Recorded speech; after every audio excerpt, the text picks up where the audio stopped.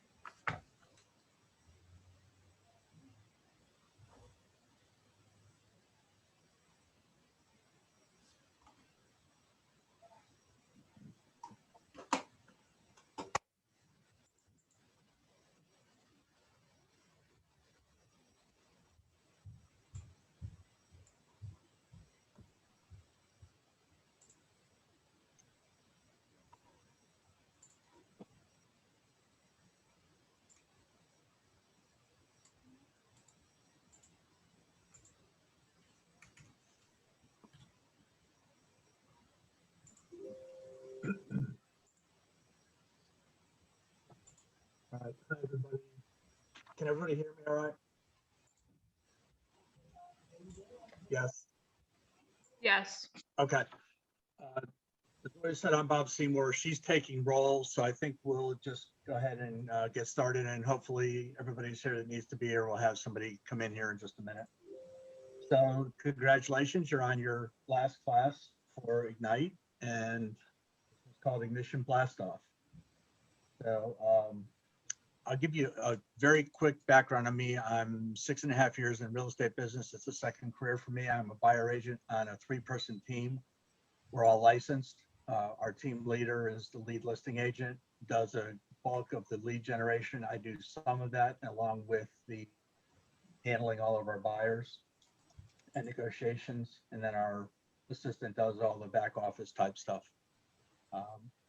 You're all new in this business now and starting off as single agents. I've not had that experience in real estate. I have had it in a prior life, selling insurance to construction firms, business insurance. So it's, you're about to, or you've already started on, but you're really about to get started on an interesting journey. And it's difficult, but it's very rewarding if you put the time in and do what you're trained to do and stay after it every day and stay consistent and give it a year or two, and you'll be in a much, a place that you won't recognize. What I'd like to do today is you had a debrief, or I mean, I'm sorry, you had a mission to do today. You had some homework to do. I want to check in with everybody to see what you've done, see who's had wins, opportunities, what adjustments you've made, and see if check on your habits, see if you've been doing your tracking and learning about your conversion rates. And then what is your plan as you get out of this class and meet the requirements and get out there and start helping people buy and sell real estate.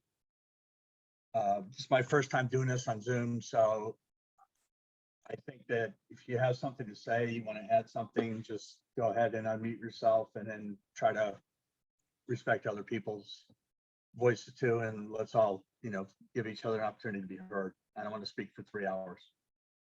So who'd like to chime in on what they've learned and out of this most recent mission, and any other wins or what, you know, what you've been able to accomplish since your last class? Don't all go at once. Okay, I'll start. I think consistency is key. I've learned that I think knowing your contracts is super important. I'm brand new. And for me, the lead generation, just being consistent in that is paying off. I actually today got my first someone who wants to work with me to sell their townhouse and buy new construction. So I'm super excited and working on setting up an appointment for that. That's awesome. Hey, Congrats. Cassie. Cassie, Good congratulations, job. girl. Congratulations, Awesome Cassie. stuff, Cass. Thank you. We love you, girl. Yes.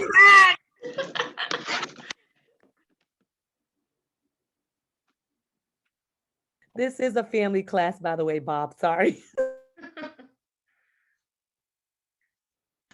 think he's frozen. Yeah, I think he's frozen. He's in shock from all the good news. He's in shock. He's Tell back. us a little bit about where this client came from. How did you connect with them? So it was through Facebook, and we actually went to the same high school. I didn't really realize until I did some more digging, but we've been friends for a while, and I'm just growing. I've kind of been in the online space with some other stuff that I've done. So just building my brand and growing my Facebook page and stuff. And so I just been reaching out to a certain number of people every single day. And he was one actually sent this morning and got back with me right away. Like, oh, we're actually looking. And I asked if he had an agent, and he didn't. And he said that he is interested in working with me moving forward. So that was it. It was just a reach out message. Yep. Letting him deal. know what I was doing. And that was it. Yep.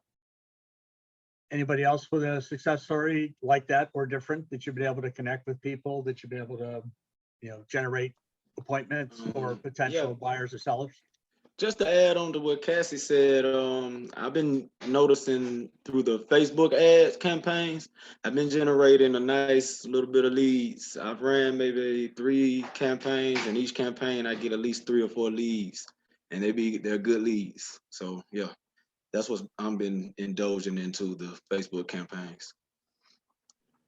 Good, good. It's powerful, especially when you're first getting started. You've got a wide reach. You don't realize how many people you know until you start sending out stuff like that and talking, connecting with people, and every once in a while somebody connects back and you got a shot at some business. So great job. Thanks, James, for that. Anybody else with any good stories or good wins? I have one.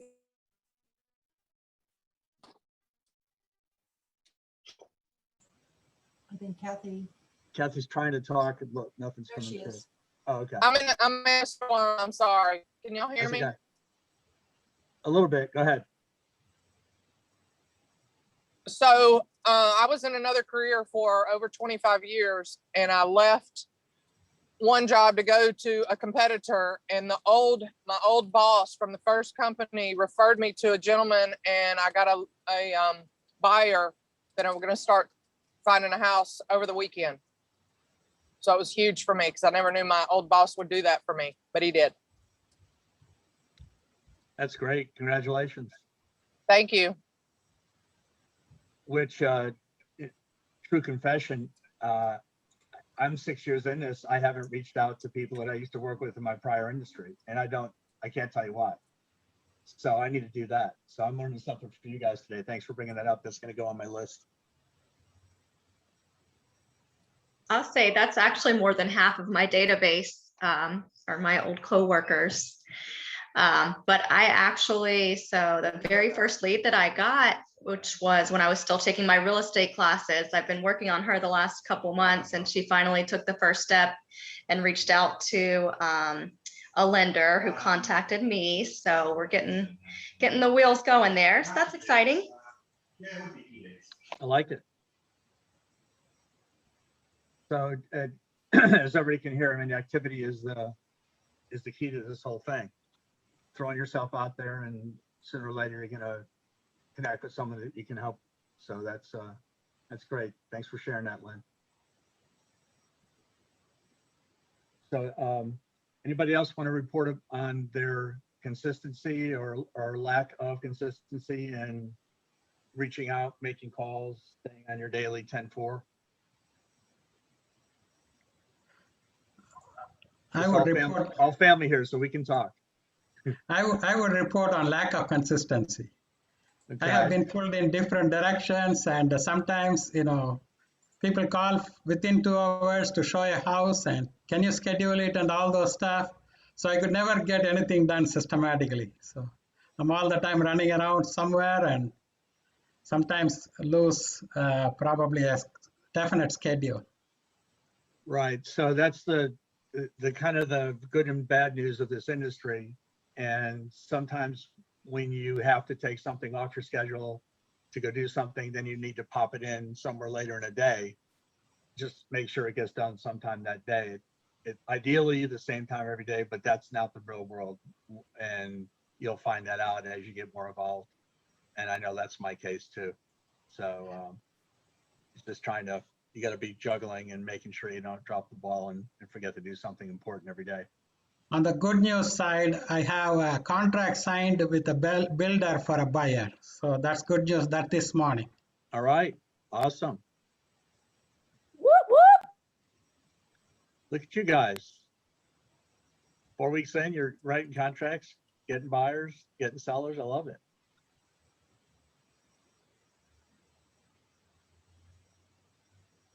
So a question I have is, in prior Zoom classes, there's always a time in here where there's call time.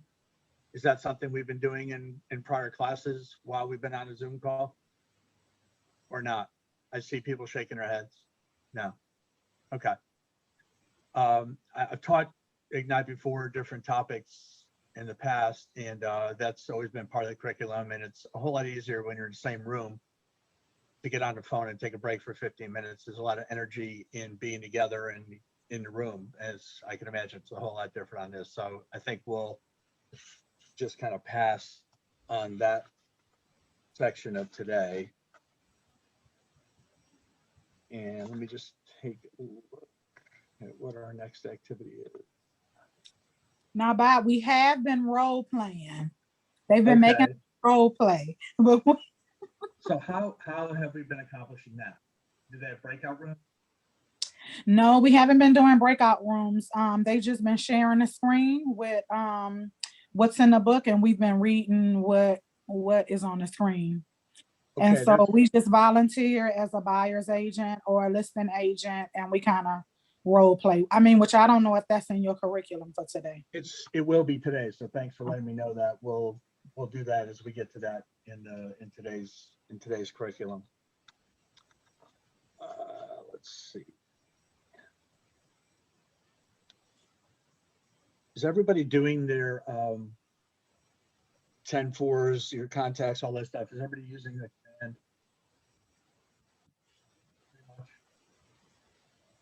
I heard James talk about the Facebook program. I know Command has one of those. If you're not using it, what else are you using to track your activities? Hey, Bob, your volume went a little low. I'm not Yeah. sure. We can You barely. know what, hear you know what I did? I covered my microphone with the paper. That's never a good Okay, idea. okay, that's better. Is this better now? Yes, All right, thank so I you. was asking everybody, how are you tracking your activities? Your calls, your contacts added? Is everybody using Command, or are people using other systems? Just Using kind of Command. Command. I thought you would be, James, because you're doing that Facebook program. I know that's part of that. So good for you. I also track calls in an Excel spreadsheet. Okay. And really, I'm asking this question because there's lots of different ways to do it. I'm just curious what people are using, and no right or wrong way. It's whatever works for you, whatever you're familiar with, comfortable with. It's the fact that you're tracking is the important thing, that you're, staying in touch with people, that you're following up on information, tasks that you have to get to them in a timely manner. Of this group, how many of you are using Command? You can just do a quick hand raise. So yeah, about a third of you. Okay, from what I can see, I think we have a couple pages here.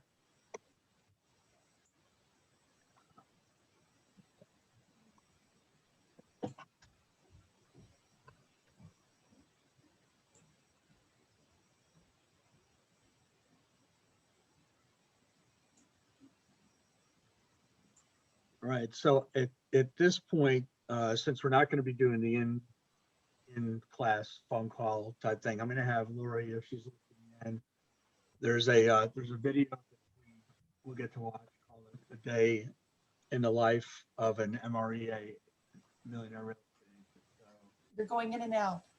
okay, Lori, are you able to cue that up? That Uh, video on the Millionaire Real Estate Agent? Let me find it for you. Okay. Let's see here.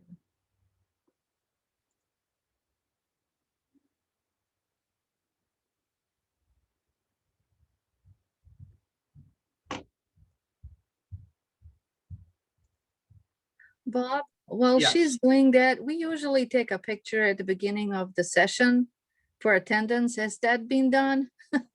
Yes, I've been taking. Okay. pictures of Yeah, them. Lori's in charge of that. I'm not good at photography, so she's doing the roll call and the photos too. I'm continuing to taking all the pictures. I've been taking them all along since the beginning of class. So yes, I've taken them all. And I'm going to take them before you go to break and after you come back from break and right before we leave at the end of the day. All right. Resources. Let's find them here. Session 12. Let's see if I can keep this up. Anybody else want to chime in on a win or a good story while we're waiting for that video to queue up? All right. Or a frustration or a roadblock or just anything that's going on right now? All right, I'm going to share my screen for the video. Okay. And after this, we'll do some ahas from it and talk about the content of the video a little bit. Can everyone see the screen? Everyone see the screen? Doesn't look like Yeah.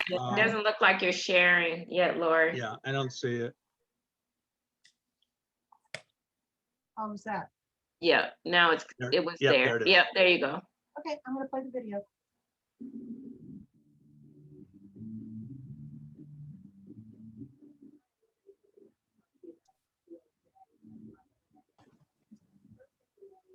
We need I There's to no- can't hear it. Hear it.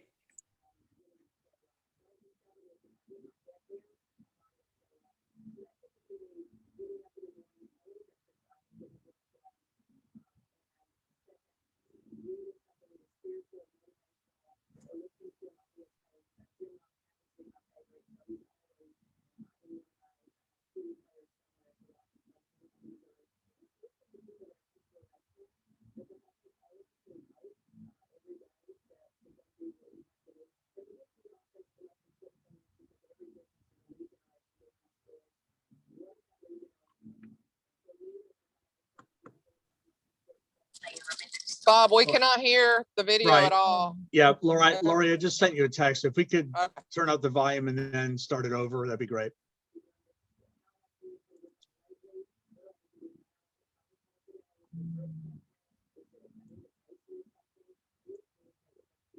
Well, I have it on the highest.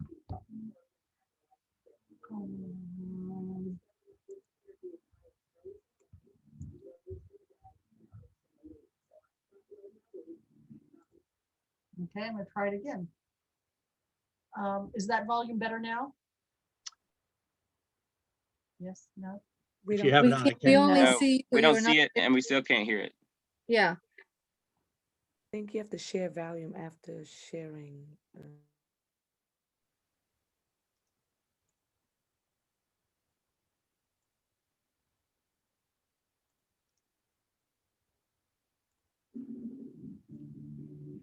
Is that better?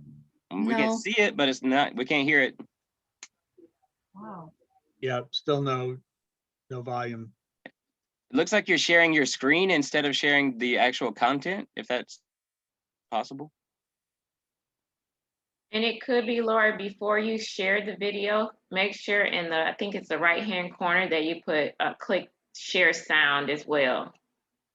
Because there is a checkbox. He's always in one of my CD players somewhere so that I can plug him in easily. And just listening to people that are inspirational, because I think all of us need hope every day to. Thank you. Hi, I'm Linda McKissick, and I'm going to talk to you about an ideal day in the life of a mega agent.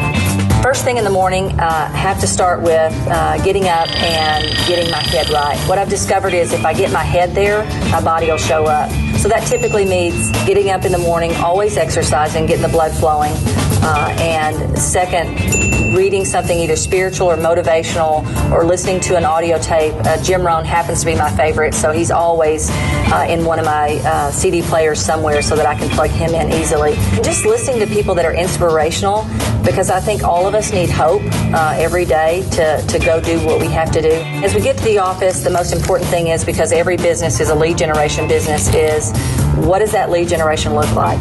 For me, because I'm at the 7th level, one of the most important things is what key people do I need to talk with that day? And that always pops up first. Do they have what they need to succeed? And then the next thing is, who are the people we need to be doing business with? How have I communicated with them lately? What do I need to do now? Is it a phone call today? Is it a drip campaign? Is it an invitation to something? Looking for how do I communicate with those people that we want to do business with, and how do I keep furthering that relationship and moving it along? I've discovered my business energy is highest earliest in the morning, earliest in the day, and earliest in the week. So I front load my week, Monday being the most difficult day with all the contacts and all the lead generation that I need to do early in the morning. And that frees me up to have the afternoon to kind of just work on plans or projects. Typically what I find is through the week, Monday and Tuesday are heavier, and Wednesday, and by Thursday and Friday it's pretty more entrepreneurial of just off the cuff. And then the evening on Mondays or through the week is, it's always about family, because the reason we do what we do is so that we can build a great life and build great memories with our family. So our kids are very important to us. We're very involved, and it's what are we going to do as a family? What do we need to do as a family? When's dinner? Where are we going to go? Or what are we going to eat? And that kind of rejuvenates me. One of my philosophies is the purpose of business is to fund life, and to me, life is all about family. And as a mega agent, your day might look different, but the key things we have to always remember is certain parts of our day have to look the same. So you might want to think about, where's my head? How can I get my head in the right place? And then we always want to remember that every business has to be lead generating. So what does your lead generation look like? Is it earliest in the morning? Is it earliest in the day? And then we always have to know that somewhere in the day we have to spend that quality time with family, because we don't want to win at business to lose at family. Thanks for watching KW Connect, and make it a great day.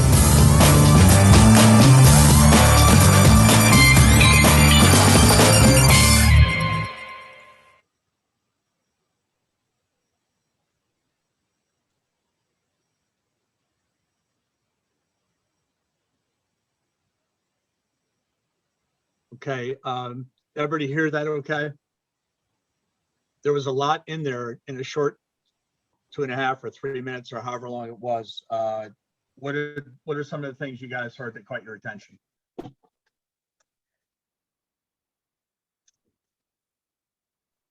think the first thing for me, Bob, is just getting your head in the game.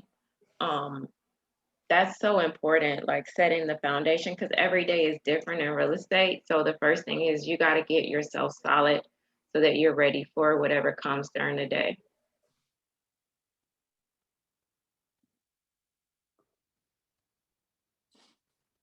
I Keller would Williams always say talks about what stood out to me the most was consistency. How she get up every day and start her day. Sometimes it ends different, but it always starts the same. Yeah, Right. what stood out to me was And knowing her energy levels, like when it's peaking, like either morning or the beginning of the week. So she's going to be able to capitalize on that. right, we're all wired differently. That's a great point, Mike. And April, I liked yours also. That morning routine is really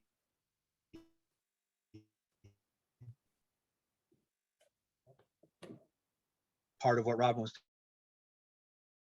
talking about, getting ahead right, starting the day off consistently. This is a tough business, tired or overwhelmed, not a way to start the day.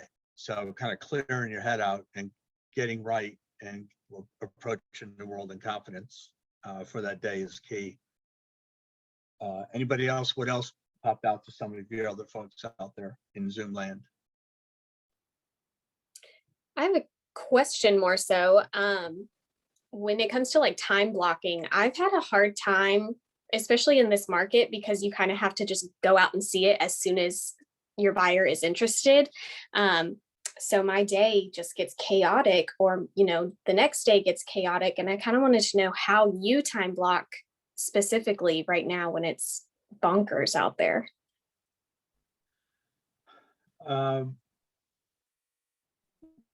Mornings, I'm pretty much doing my lead gen, my follow-up from the day before. I tend to show buyers afternoons, evenings, and weekends. That said, there is an occasional one. I got to see this one 9 o'clock tomorrow morning. You know, and half the battle is getting an appointment, honestly, because if it's on showing time, it fills up very fast. So I do the best I can to kind of keep the morning to myself to get things done, because once we get to lunchtime, you don't know what's going to happen the rest of the day. All hell could break loose, and then whatever happens, you're just out there trying to stick, you know, figure this out, figure that out, and trying to sort it all out and fit it all in. So I try to keep the mornings quiet and do what I need to do then. Doesn't always work, but that's kind of the goal. Yeah, thanks. And I will say this is a little bit different market than I've experienced, and that a lot of real estate people with a lot more experience than me have experienced. It's just, it's faster than that lady was talking in that video. It's rapid. It's pretty crazy. So I like hearing that some of you have gotten your buyers in new construction. I think that's an awesome way to do it if you can find the right product at the right price in the right place for them, because then you have a place, you get it locked down and you wait for it to be built. So, you know, that's a great solution. And I'm starting to lean toward that a little more in this past year to get buyers on a contract. Any other takeaways from other people from that video? Something No that matter stood out to what, me, still have family time. I was just about to say the same thing, that she knew I'm what her sorry. big why was. and that she said that she doesn't want to lose out on family just to win business. I thought it was kind of very important that she knew what her big why was in the whole process of her career. Yeah, and somebody else is going to kind of talk about that same thing. I thought I saw somebody else trying to chime in.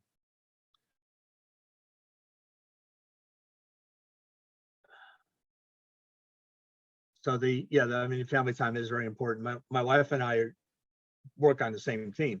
So our struggle is when we get home at night, when do we shut off the business and quit talking about business and just talk about life and personal stuff and all that. So it's a day-to-day journey and a day-to-day struggle. And sometimes one of us says, look, I'm so busy, I just can't talk tonight. I got too much to do. And the good part about it is the other person understands, because we're in the same business, so they know what it's like. So that's helpful. And with your spouse, with your significant other, whoever you're in a relationship with, just make sure they know, communicate with them. Like Linda said in that video, who do I need to reach out to? She's talking about clients, but family, spouses, partners, whoever, they need to know where you are and what you're under that day, what pressures you're under, what things that you're having to get done, and if you're going to need extra time, and they're going to maybe not get your time tonight, but you'll get it tomorrow night. So just kind of try to work on that as best you can and stay in relationship with those people too, with your family.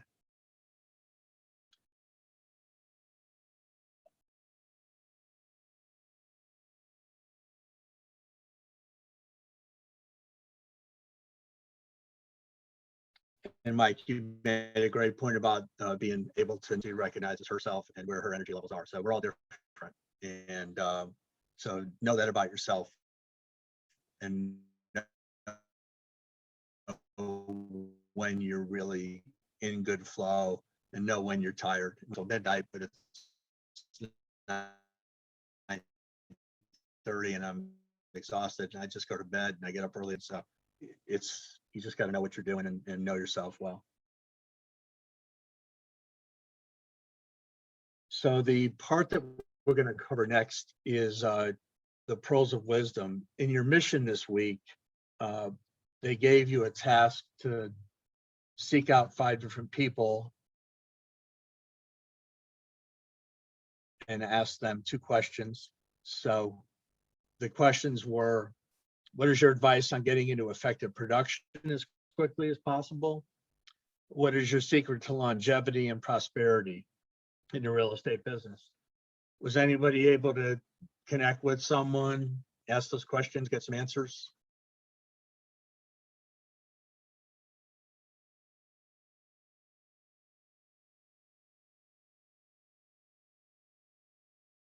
When was your last class? Was it Tuesday or Wednesday?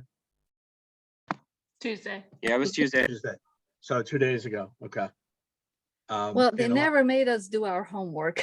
That's an excuse not to do it, but oh man. so Well, I'll tell you you're the what. first one that's going through the You're not supposed to tell on us. questions. No, I won't do that. Y'all should be lucky I haven't been teaching all 12 classes. All right, well, let's just throw it out there, and I'll put it to you differently. What do you think? So if you had gone to a veteran agent and said, how do I get into effective production as quickly as possible? What do you think those agents would have said to you? I'm thinking they would have said, just make sure you stick to your 10-4. That's what I'm thinking they would have said. Make sure that you're actively, touching people every day for lead generation. I'm sure that would have been an answer. Yeah, I talked to someone who's an agent. He said the biggest thing, he's like, just make sure that you build your database. He's like, your sphere is everything that will be geared toward what your success will be. He's like, so make sure that you're building your database. Right. Some agents will call their database their data bank. That's where you make your money. And the bigger one you have, the better you're going to do. Mm-hmm.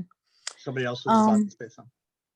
I have a girlfriend that has been in real estate, well, a short time, but she told me the fortune is in the follow-up. She said a fortune is always in a follow-up. So she told me that's how her business grows. Is just from following up with people. She said people may not be ready at the time when you're talking to them. She said, but if you continue to keep in touch with them, she said you'll make a fortune. And that's great advice. I would echo that too. And if you think about it, there's tons of realtors out there. If you stay in consistent relationship with a number of people in your database, either through phone calls, notes, emails, drip campaigns, Facebook, texting, however you want to do it, it doesn't matter. Just you're top of mind, you're in relationship with them, they know who you are, they know what you do. At some point that opportunity is going to come. They're going to be ready to do something. So that's great advice. I think another one is that my mentor had mentioned is just Anybody building else? relationships. Else Can you with a hear me, guess? Bob? I think he's frozen Building again. what? Building relationships and, Mhm. keeping that relationships going.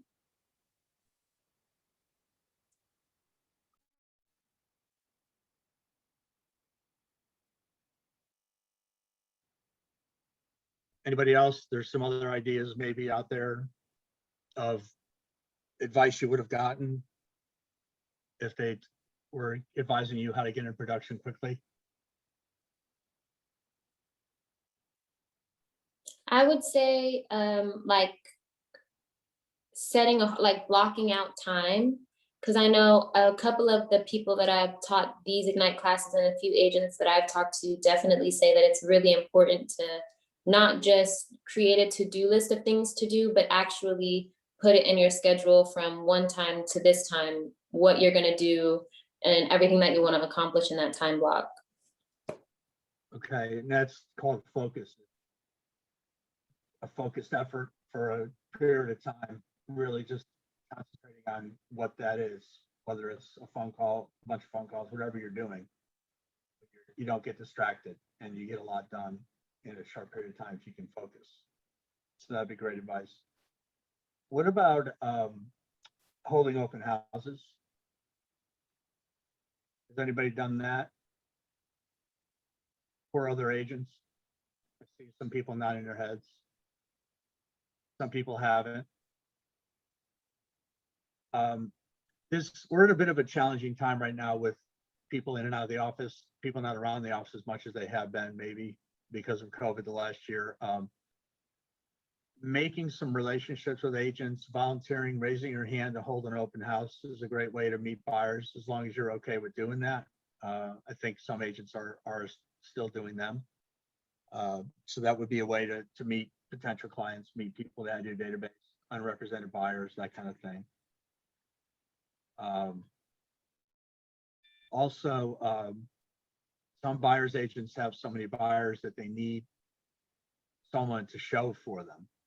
So, they'll pay you to show, but if they're going to do the deal, that's going to be their deal. So, I mean, that's not really going to add to your database. That's just going to keep you busy. So I don't know if that's something you want to get involved in, but it also is a way to potentially get exposed to some agents, and maybe if they like how you operate, how you work, they might invite you to the team. So, you're all on your own journey, and you're going to figure out what works for you and what doesn't. What other advice might you think you might have heard? I would say contracts, knowing what's on the contract and being able to explain that perfectly. I've had instances where people don't necessarily know what earnest money is, or don't know like their down payment or something like that. Just being knowledgeable. I think when you come off as knowledgeable, people are instantly impressed and are more willing and more excited about, recommending you because you taught them something new. Right. Knowledge, product knowledge is key. you do need to know contracts, and then you need to know your inventory and houses and markets and pricing and all that too. Contracts are very important because you could get tripped up. And I call my broker in office regularly when I have questions about different things that are happening prior to, during, and as we get toward closing out a deal. So they're there as a resource. Use them. We pay them to answer questions for us. So please use that resource whenever you think you need some help. And if the answer is go read the contract, then go read the contract. But if it's a situation where you're not sure what step to take next, make sure you ask before you take a misstep. Do you have something you want to say? I guess not. Okay, the second question, what is your secret to longevity and prosperity in the real estate business? If you had gone to somebody and asked that question, what do you think you would have gotten back?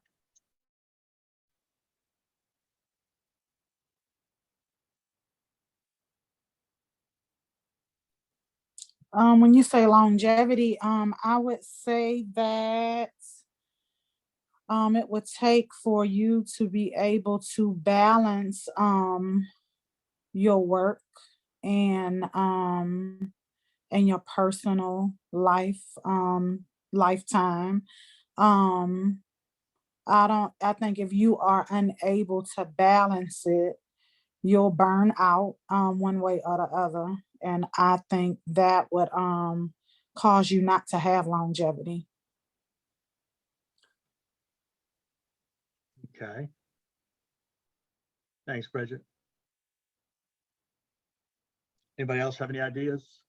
You're all just getting started. I take it everybody's in their first 3 months or 4 months of getting licensed. Would that be right? Anybody been licensed longer than that? I'm coming up on my first year. Okay. Okay. I've heard people mention their secret is always remembering their why. So just what initially got them into it and their big why.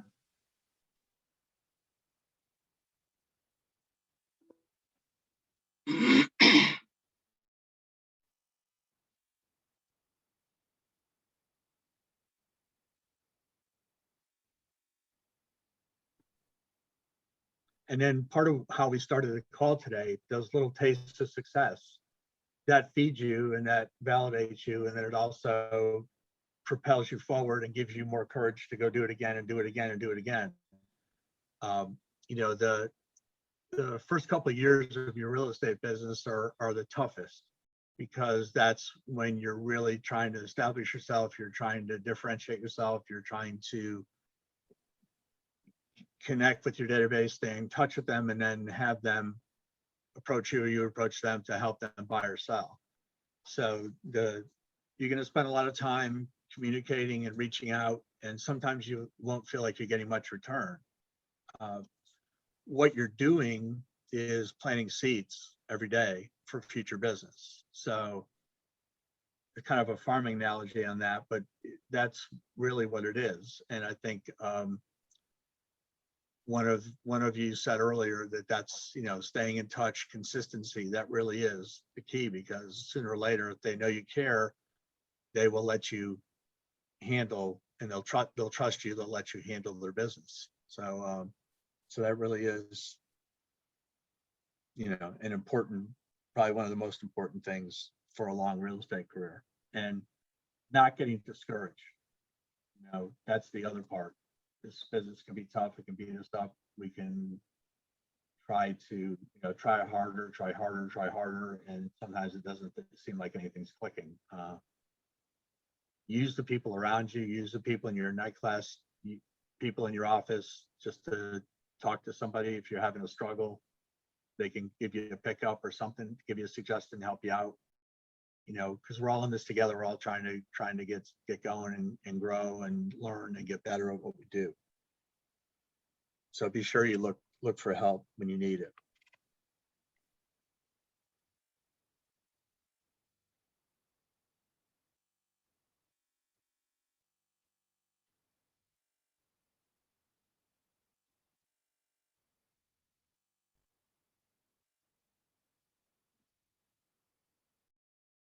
All right, so we're going to talk about the making it happen section in this module, and it opens up with anyone can succeed, but not everyone will. Why? The ones who do succeed have focus, the ability to concentrate their thoughts and action on the most important. So it's really a prioritization of what is the most important thing. So we've talked about this a little bit, but there's a question here of how do you create a personal plan and make process your focus?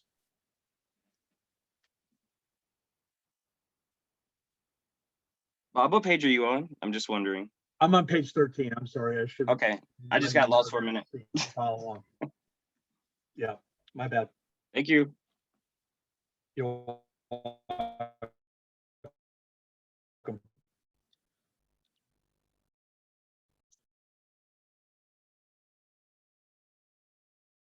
So we've kind of circled around this a little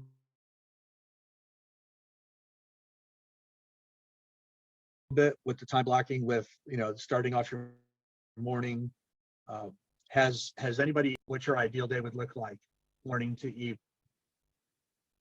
If you haven't, it might be a good exercise just to get your count, get a piece of paper and put a bunch of times down, 7 a.m. to 8 p.m. or whatever, and just kind of, what would my day look like? What would my best day look like? What would I be doing at every hour of the day? Just kind of, sometimes getting it out in front of you in writing helps you see it, visualize it, and maybe even start to think about committing to doing that.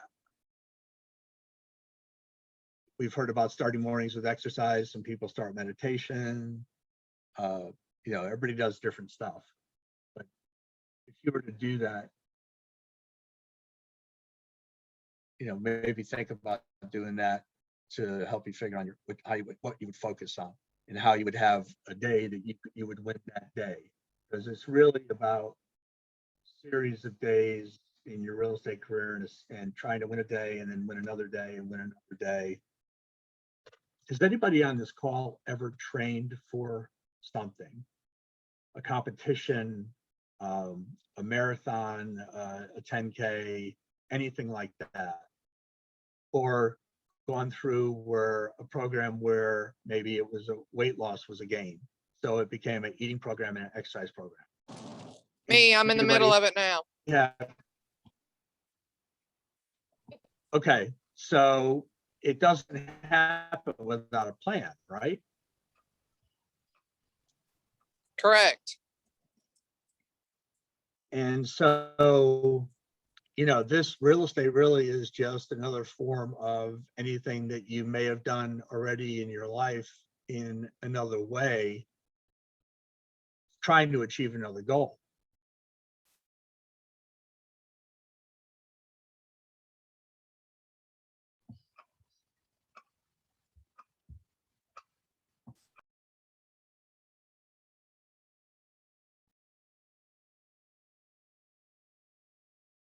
Let's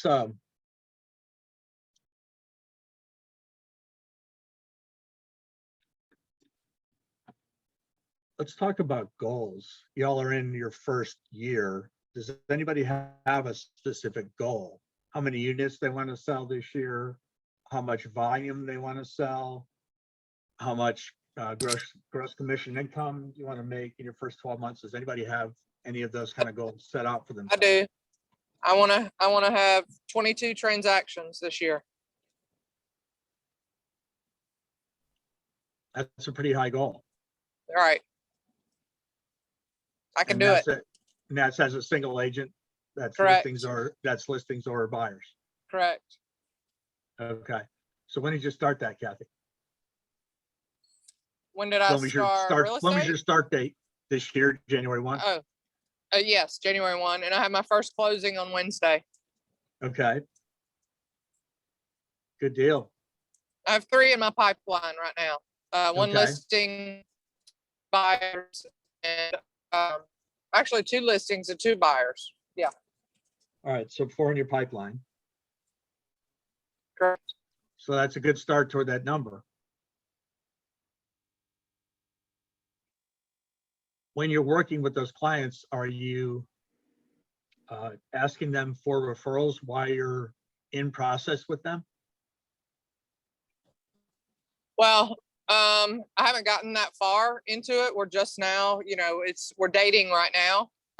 Okay. When we get to it, yes, obviously, I will. And these four, well, 3 of them are all referrals already. Someone has referred them to me. So, Okay. but yes, that's going to be my number one thing. Yes. No, sure. I mean, that's where the spider web starts, because as soon as you get somebody, if you do a very good job for them, you have a good relationship with them, they're happy with you. Who else do you know? I like working with people like you. Who else do you know that's like you that I can help? Could be a coworker, could be someone you go to church with, could be anybody from anywhere in your life, but good people hang around with good people. So if you have someone that's able to buy, they know a bunch of people are able to buy, or someone that wants to sell, they know their homeowners that want to sell. So that's, getting this can be an explosive business once you get in motion and get things going and get your first couple of deals under your belt, and get them to share their good experience with you with other people that they know.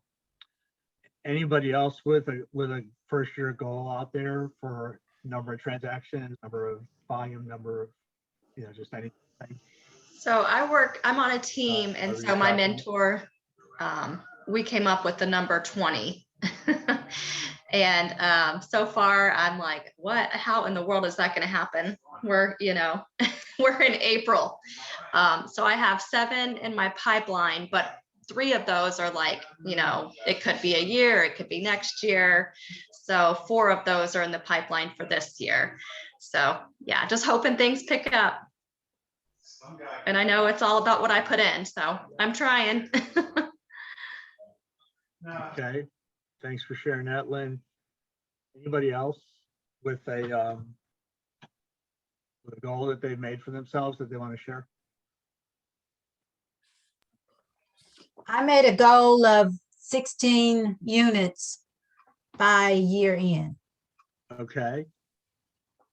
That's a pretty good, and first year in, right? Yes. Okay, that's a good amount. What's it looking like so far? Well, to be perfectly honest, I got into this business because my son wants to purchase a home. He owns his townhome, but he wants to rent it out and buy a house. Mm-hmm. So he is definitely one of my hot leads. I would hope so. Yeah, but ironically, I retired in November from a 34-year career in insurance. And I have 4 people that have called me because I changed my LinkedIn profile. And these are 4 people that I have worked with throughout that 34-year process. So I really haven't initiated anything yet because I just started with Keller Williams on March the 1st. But I got 4 people that have come to me. So with little effort. So I'm just thinking that 16 units may be doable, but that definitely is my goal. Plus I need a new car. So those 16 units will get me to that new car that I want to purchase. There you go. You got your why right there, your 4 wheels. Yep, you're exactly correct. So the former coworkers, are they in a place where they're interested in doing something as far as buying or selling? Well, ironically, and I say 4 coworkers, but it's really 3 coworkers and 1 friend, because we did an exercise, I think in this class when we first started, and I just called one of my friends just to do like a little script.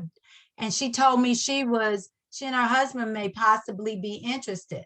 Well, I've already made 1 appointment with them, but the husband wasn't there. So we have another appointment next Wednesday to she wants to sell. And of course, if she sells, they've got to find a place to live.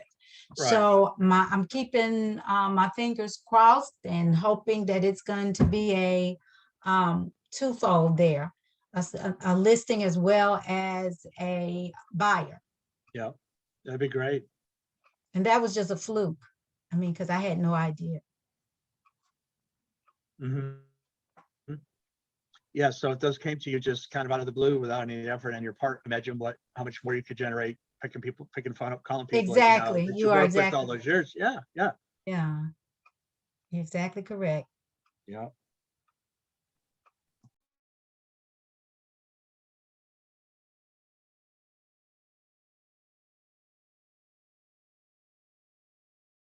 So I'm thinking everybody else has some kind of a goal out there. Maybe you don't want to share it, or if you haven't put one together yet, certainly do that, because you have to have something to shoot for. And try to get to it by the end of the year. And the goal is in the effort and the process and the journey of trying to get to that. So the next thing we're supposed to talk about a little bit is time blocking. We've touched on that just a tad, but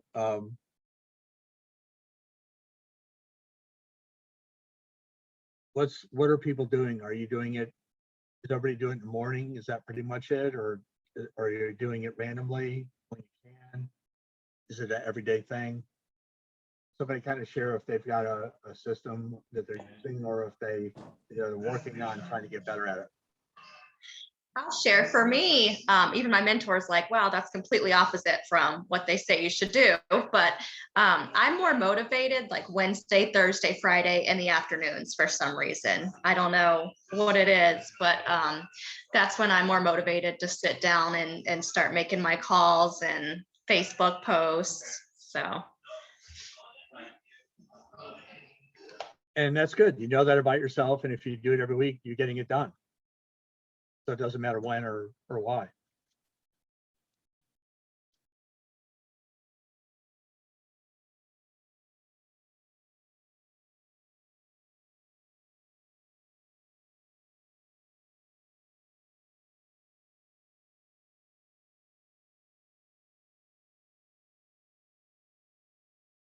Okay.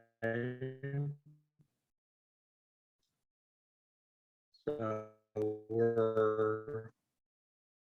anybody else want to chime in on the time blocking? Izzy, you were mentioned earlier that that's one thing you think is real important.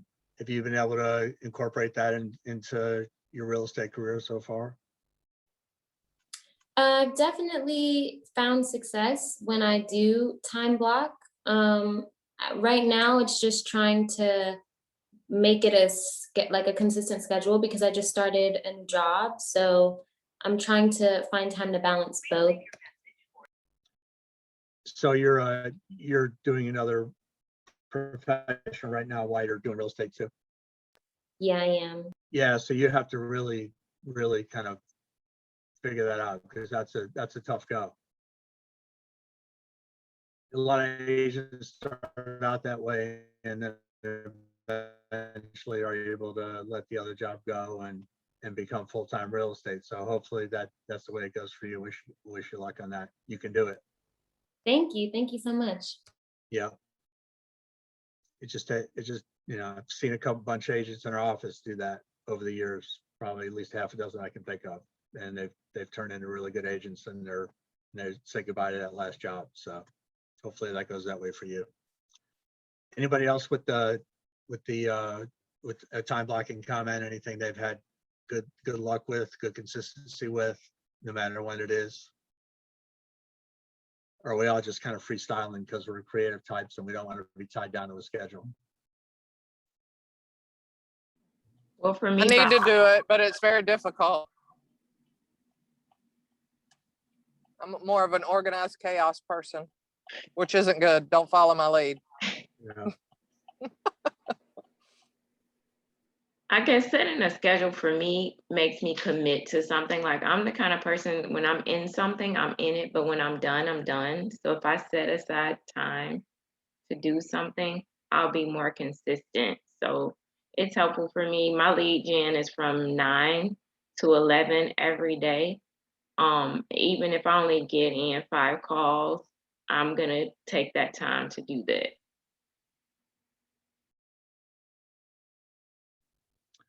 So you've been doing that for how long, Robin? So the good thing for me is I started Bold. Forgot what month we started Bold, but that was the best thing for me because it really helped set my foundation of lead generating. Because with Bold, we had to make 100 contacts a week, right? So with that, it was like you had to have some kind of system to do it. So since the start of Bold, which I think was, I don't know, February. Hey, Robin, can I ask you a question? How did you sign up for Bold, please? Okay. How did you sign up for Bold? Oh, through our office. Oh, it's just like on Market Center. Yeah, I think they're gonna do it again. So they have like so many classes that they do every year. And so we did the first quarter class. So the second quarter class should be coming up very soon. Okay, thank you. Yeah, Robin, I saw in the chat that you put your goal of 51. That's really awesome. Do you attribute that to Bold for the majority? Yeah, I kind of set that in my mind because I wanted to help at least one family a week to home ownership. And so taking 1 week off, you know, it's 52 weeks. So I just came up with 51 by wanting to help one family a week to home ownership. Awesome.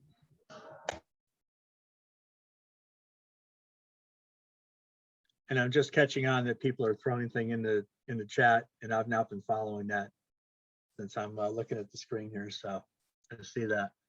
That's a bold goal for sure. Congrats on that. And how's the progress so far? So I have 2 under contract, 2 buyers under contract, and I have 3 pre-approvals that we're waiting to locate properties for.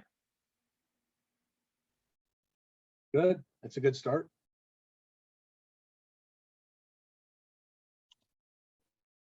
Thank you so much. Sure. That focused effort does produce results, no doubt.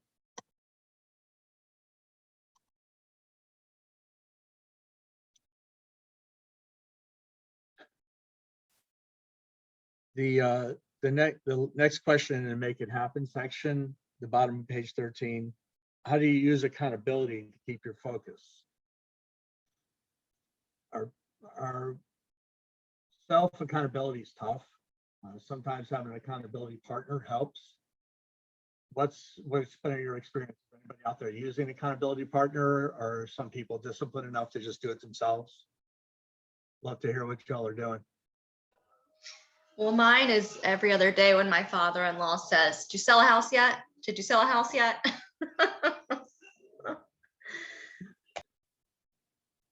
So he's keeping the pressure on a little bit.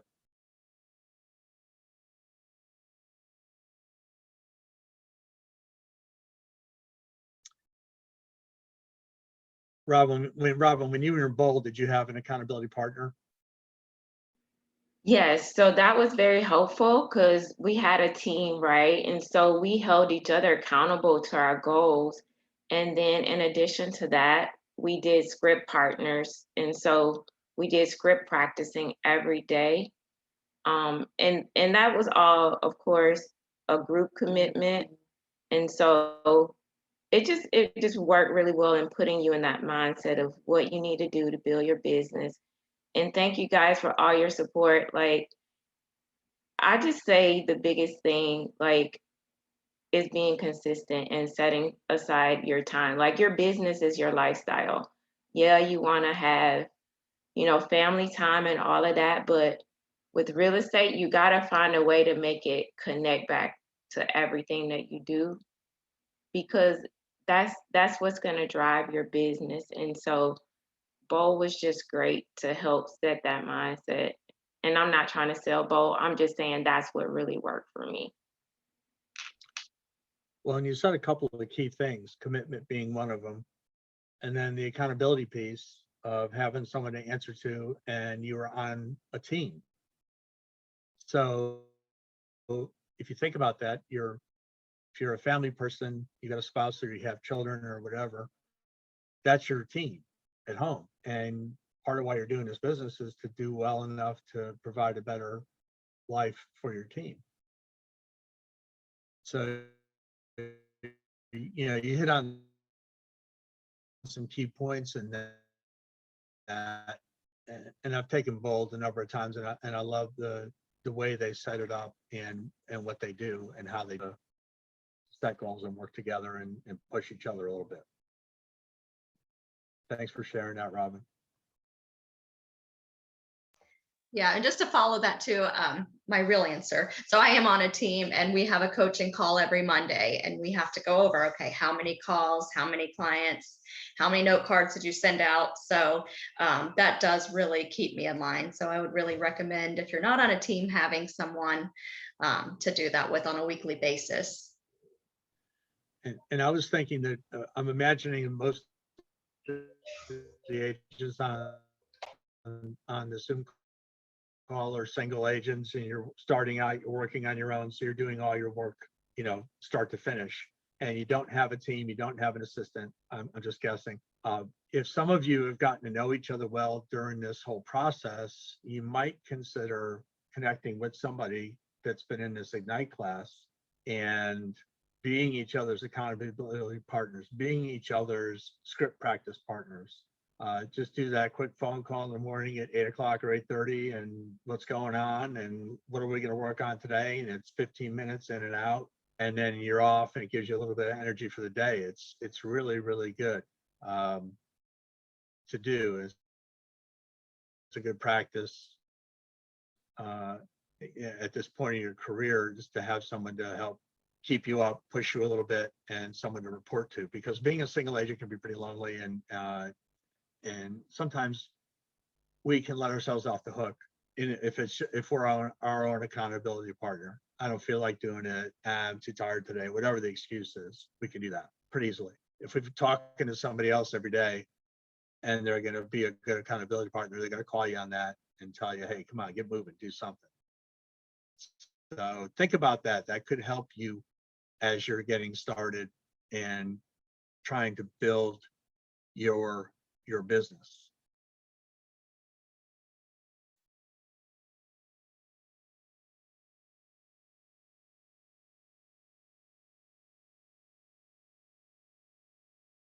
The next thing we're supposed to talk about is how do you make your environment to support your focus. So this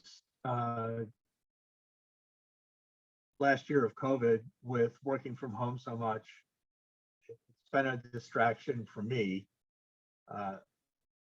I know I'm not as efficient there as I am at the office. I know I have too many distractions at home, and I'm starting to come back in here more and hope to continue to do that more frequently as we move forward now, because I just think it's better to be here.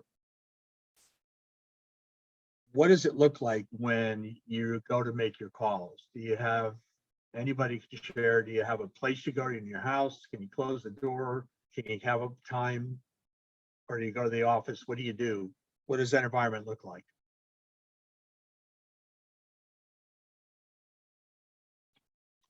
I want to hear from some of you folks we haven't heard from yet. Don't make me call on you.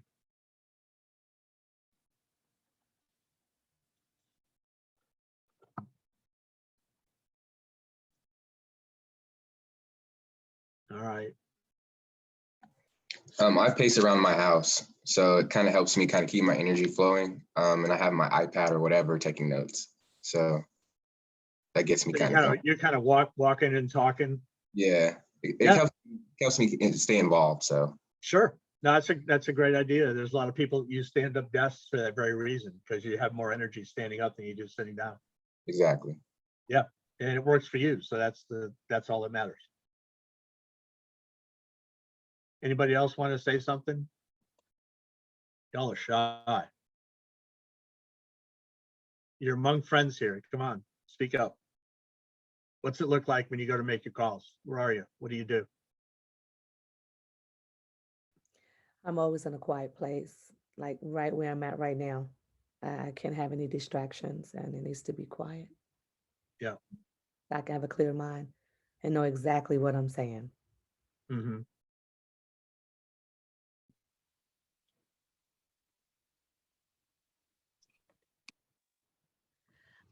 Usually when I do calls or something like that, I have a sheet of paper next to me.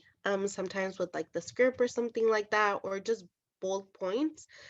Things just to remember, like, okay, make sure that I touch bases on this, or make sure that I say this, just to kind of have an outline and just to seem more, I don't know, more professional, like I really know what I'm talking about. So that's usually what I do, write notes as well. Write notes to mail to the people you just talked to?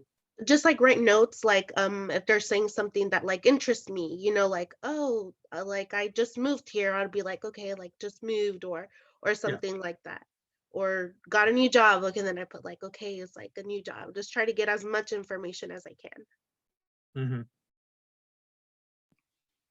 I do the same thing, Melissa. And whenever I like come up across something, maybe with a person, and then like there's a hiccup, I'll like change the script later on for like the next call so that I'll be prepared to, combat that next time. And that's a great point, Sally. So you're learning as you go, right? And that's life. And there's agents in this business 40 years, they're still learning. So you won't ever know everything. And you won't ever be always comfortable. So being uncomfortable is good. Making mistakes is good. You've got to learn. And that's the only way you're going to do it. So that's a good point. Thanks for sharing that. So after each call, I celebrate it just as a win. And that really kind of drives me to push forward. So Delana, what does that look like? So like I'll call, if it goes to voicemail, I'm like, yeah, went to voicemail. And I'll also make my notes. And I'm like, okay, I'm that much closer to getting to an actual person. If I talk to someone and they're like, no, or what have you, I'm like, yeah, I got their first name, even though they said no. So it's, everything is a win. That's a fabulous approach. I love that, because then you don't feel defeated. You don't feel like you didn't get something. You're creating in your mind that you're succeeding no matter what happens from the call. And because it is succeeding, I did Yes. more than, I got further on that one than the one before. Or Yep. if I don't talk to someone, it's like, okay, maybe I just need a rest. And, it's just the universe giving me time to just rest and calm myself before this next call. Yeah. So That's a great perspective. When you said you celebrate, I was trying to picture you dancing and spiking the phone or something. I didn't know what that looked like. So yes, so my That's why I asked. energy is pretty like level. So the dancing and spiking, not necessarily my personality. yeah, that wouldn't be me either. Yeah, so Okay. glad I asked.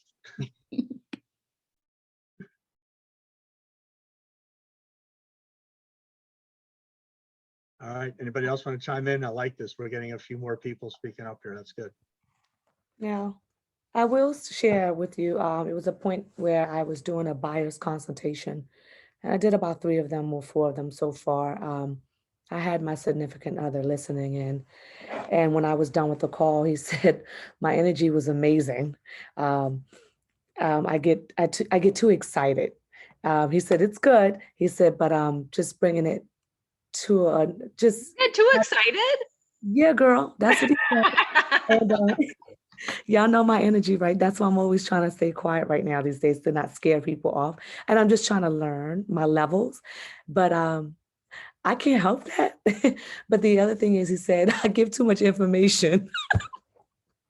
So I guess I want everybody to be helped and feel like there's gonna be good things out there for them to win a home and, put the positive out there. He said, you can't promise, not that I'm promising things, but you can hear it in my tone that it's going to be some success in getting you a home. And he's just like, you have to pull back just a little because you don't want to give them high hopes, too much of a high hope that there is.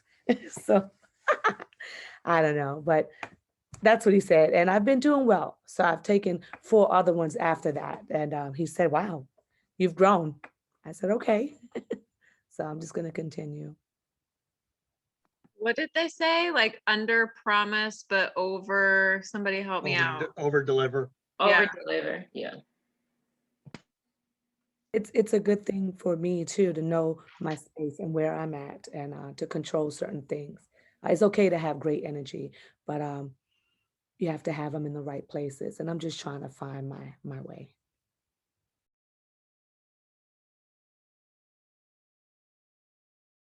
It's good that you have somebody listening in, giving you feedback and, you know, helping you with that.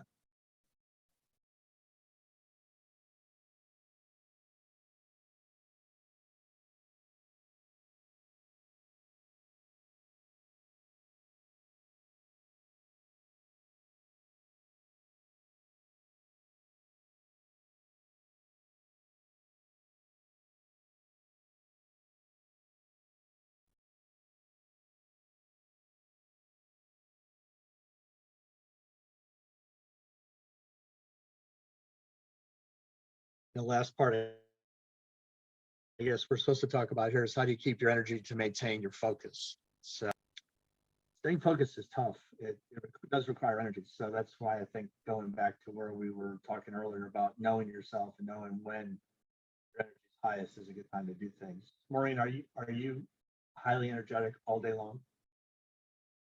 Yeah. Okay. I am. I would have kind of guessed that. Yeah. Yeah, I am. I'm a morning person. Nighttime, forget about it. Okay. Yeah. But Okay. you have me all the way to probably 7 o'clock. But I am this person. This is the skin that I live in. I've never Yeah. changed. High Yeah. school friends know me this way. So it's actually who I am. Yeah. Yeah. Own it and use it I to the do. best of your advantage. Yeah. I Yeah. think I manage better though I kind of read people cues and see where they're at. So if someone's more mellow, I'm gonna come to that level and try to be mellow with them, but still show great energy that they're safe, with having those conversations with me and so forth. Yeah. So welcoming. So I think my energy still works as a win. Well, and I think that's a great comment about matching. That's so important when you're with a buyer or a listing agent or a listing appointment, whatever. You have to kind of match where they are. The lady that did the video that we listened to earlier, she's rapid, really fast, get at it. She's real fast. I can work with people like that. I can be rapid. I'm naturally slow. My kids call me Tortuga for turtle. That's my nickname with them. And if somebody's slow, I can go slow with them. So you have to kind of be able to work with your people where they are and with who they are and trust. And so that's a good observation of yourself that you're able to do that and tone it where you have to and then kick it where you have to. So that's good self-perception.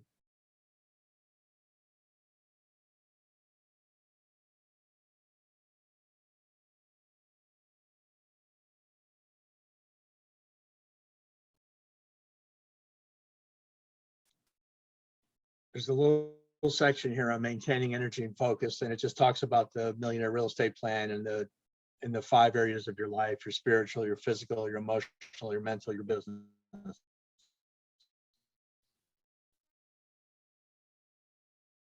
It all ties together, eating well, things to grow your brain, grow yourself, and while you're all working on your business, so it all kind of combines. As you grow in one area of life, you'll grow in other areas too. So if you're not an early riser, you start getting up and doing exercise in the morning, and you'll feel that energy carry you through the day. So if maybe you're not where you want to be, switch something up, change something, try something different. You might latch onto something that works well for you and help you in your life and your growth personally, and then also would help you in your business too. I think Lori, if we could maybe stop it here and take a little break for, what do we normally take? 10 minutes, something like that, 10 or 15, I don't know. It's normally 15. 15. About 15, okay, so we got 2:18, so let's start back at 2:30.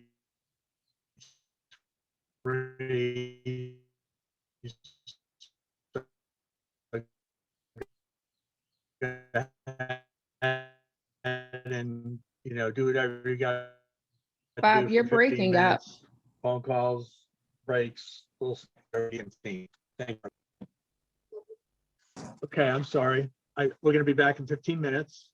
Maybe I'm not talking loud enough or with enough energy. Let me see.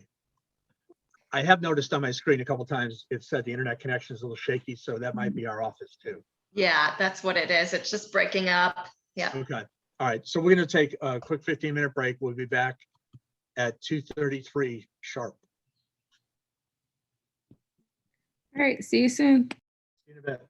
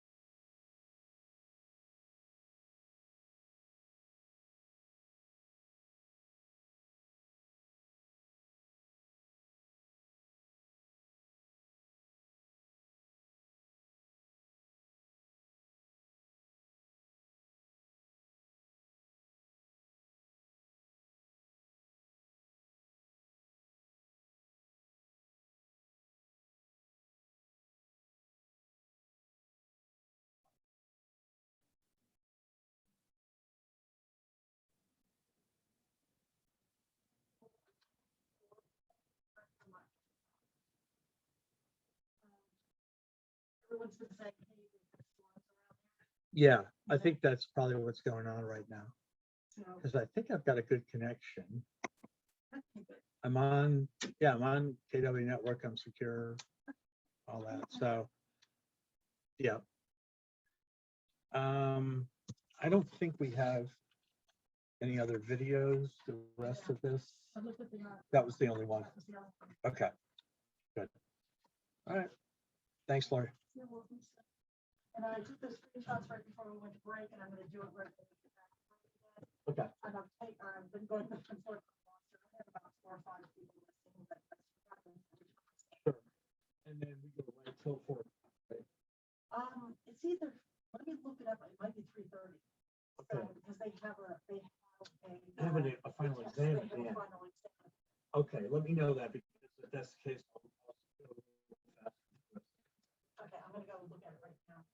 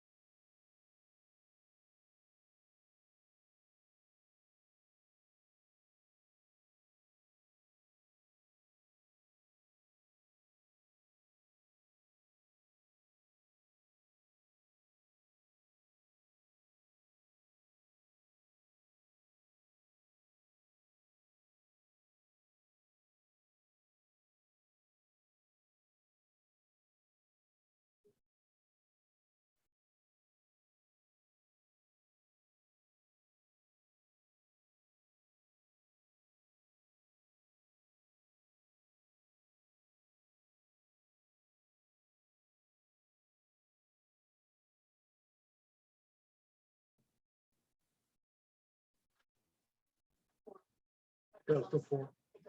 And then the exams after that.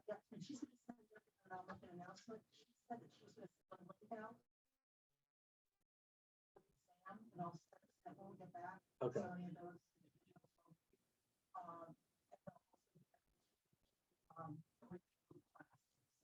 All right. Do I have to take these in? Good. Not sure I could pass. I'm sure you could. Yeah. All right. Thanks. Laura.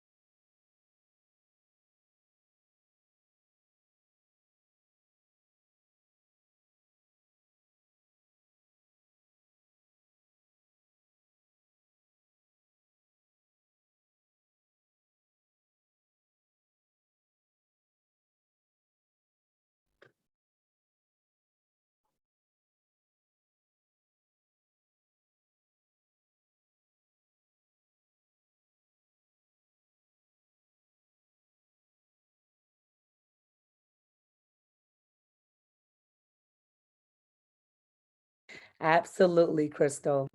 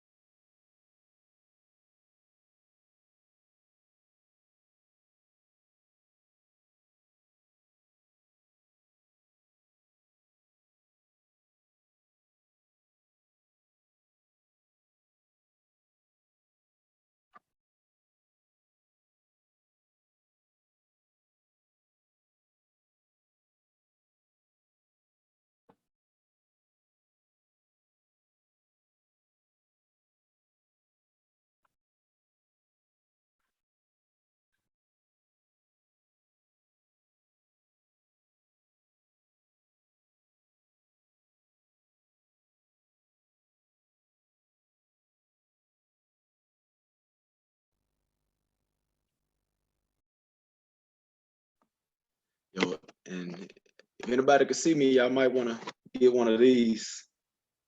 If you in a home, in the office, it works. What is it? It's like it's called the Blue Parrot headset. Let me see. I think this one like the BT 450 or something, and it got noise cancellation. People can hear you real clear with it. I used to use it when I was in the truck, and ironically, I use it now at home when I'm calling my leads. And it has no cords attached. So like my man said, he like to walk around. You can just get up and walk around without your phone in your hand. Your phone could be on the charge on the other side of the room. Where'd you buy it, James? I got this one off of Amazon. Will you It works real good. will you send us the name in the chat? I'm gonna look it Yeah, up. I'm gonna look it up and What's find it it for you. called? It's called the Audio Blue Parrot. The engine? Blue Parrot BT 450. I think it's like a BT VXI 450, something like that. It's pretty comfortable too. We got like a little cushion on the ear thing. I love it. How much is it, James? I think they range from around 105 to like 140, but they're worth every penny, and they last long. The battery lasts forever, man. I can't even remember the last time I charged this thing up. It lasts forever. So you used to use that riding around in your truck, James? Yeah, I used What to were use you- that when I was, huh? What were you doing?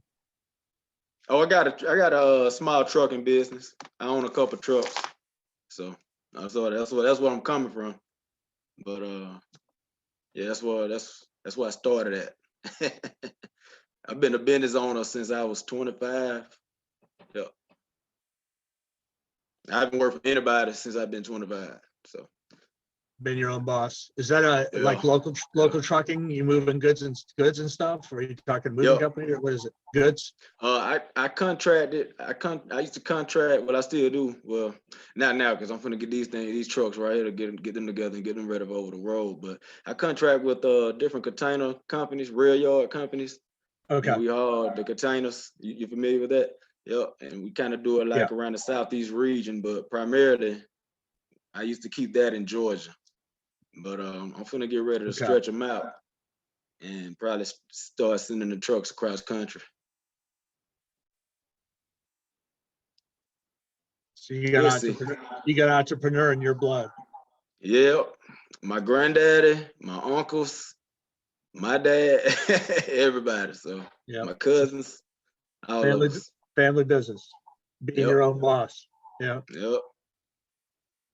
I don't know. I guess we are so hard-headed and rebellious. We can't work for nobody else but ourselves. I get it.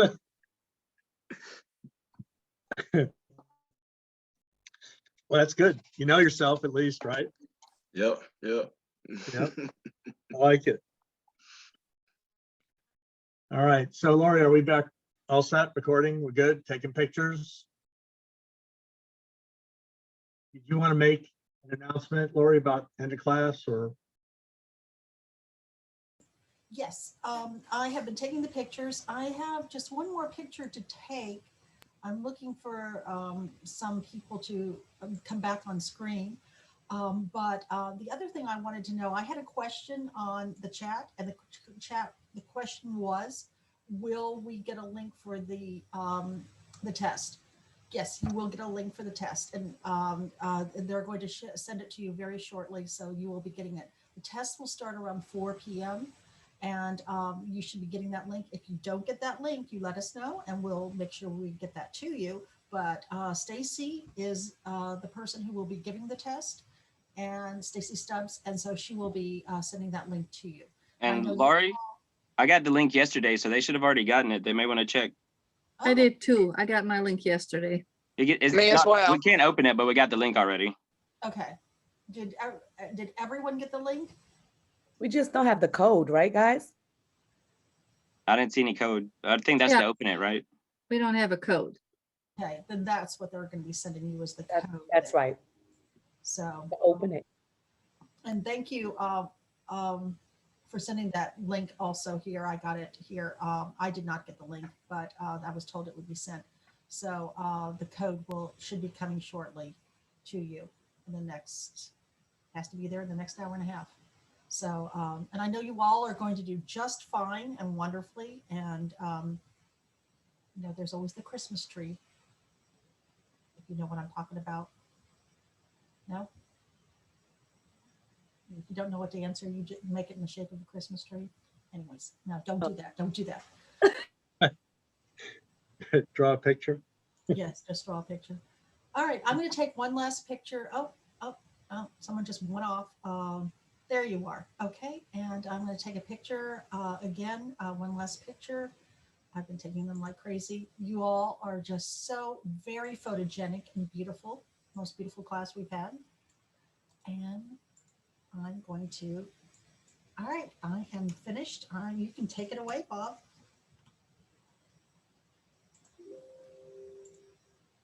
Okay, thanks.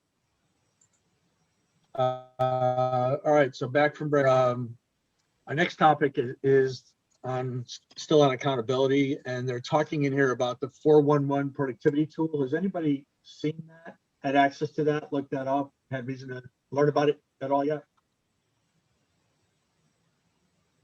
It is it's a Keller Williams tool. It's been around for a long, long time. The 411 basically stands for, the 4 is for 4 weeks, the 1 is for 1 month, and the 1 is for 1 year.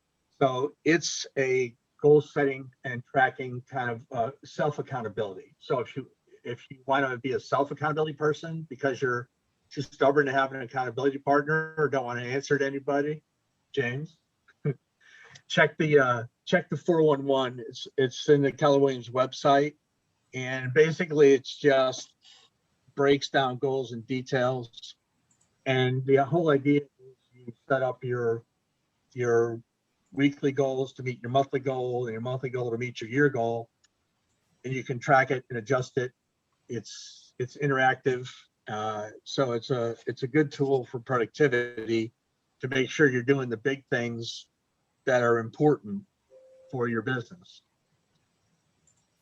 And also by doing it in this manner, breaking it down into weekly goals, then it's not as large, not as overwhelming, not as daunting to try to get to your goal. Like for Robin, 51 deals, if you think about that, that's a huge number, but she's already broken it down. It's 1 family a week. So she's gone from the year to the month to the week.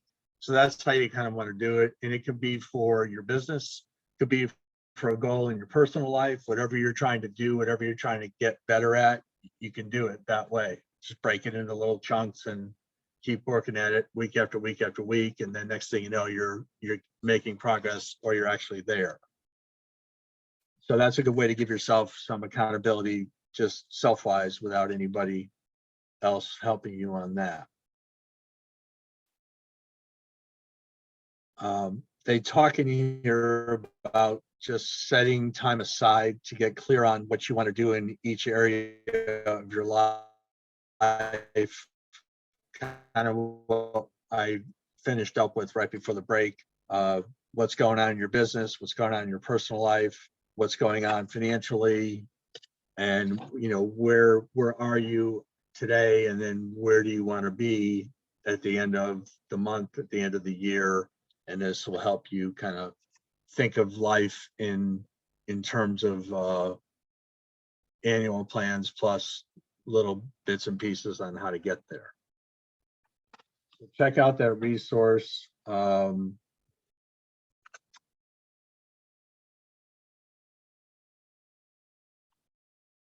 It actually is on, if you have your material from this class, it's on page 18 of your material, if you're able to pull that up or see that.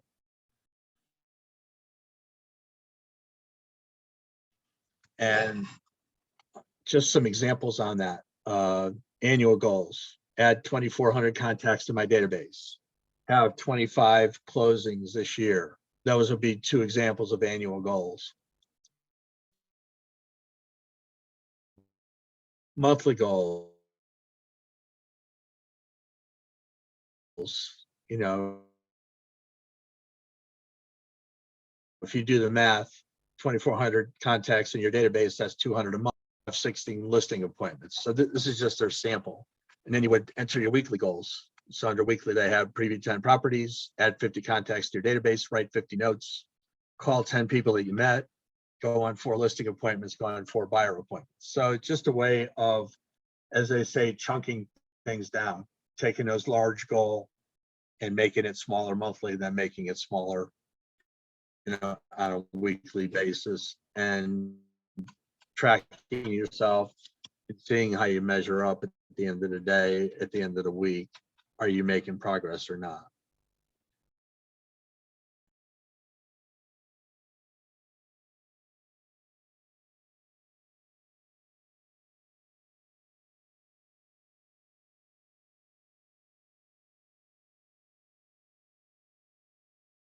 There is a model on page about the different economic model, lead generation model, budget model, organization model. When you're in various stages of your career, how you would operate and what you would do to be successful and to grow and to leverage your business. As you get bigger, you can start to hand off some tasks to other people that do it better than you, so you can continue to grow and grow your business. And then there's an example on page 20 of revisiting your goals. And apparently back in your business,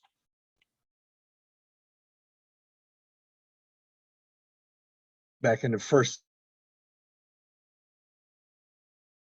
session,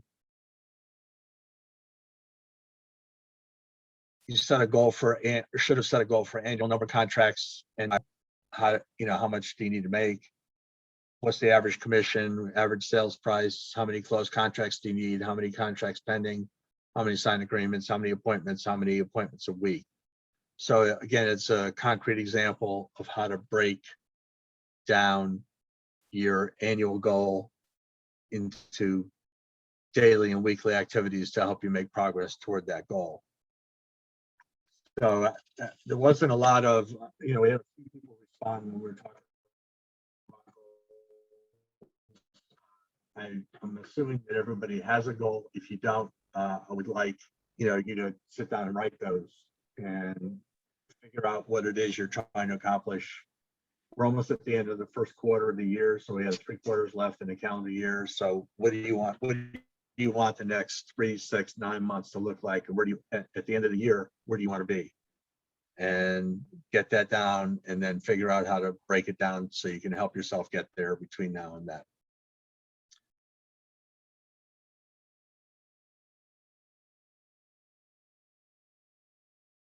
So this next thing, we want to talk about evaluating wins and opportunities. We talked about this a little bit earlier. This is more a self-reflection on your actions. It wants you to look back over the last 4 weeks. which I think is the length of this Ignite course. So think about where you were when you started, think about where you are now. What's going well? What wins do you have?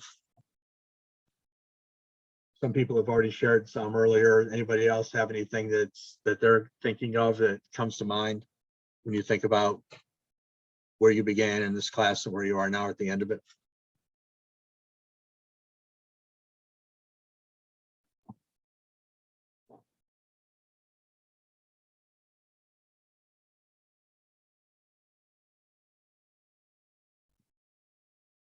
Has anybody felt like they've grown, they've learned, they're in a better place now than they were 4 weeks ago? I'll share. Coming from. Thank you, April.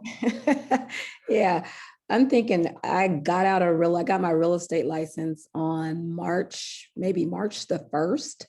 And the same day I got the license, I went and, became underneath Keller Williams. So I was thinking it's been, it's brand new aside from me just, purchasing homes in the past for myself.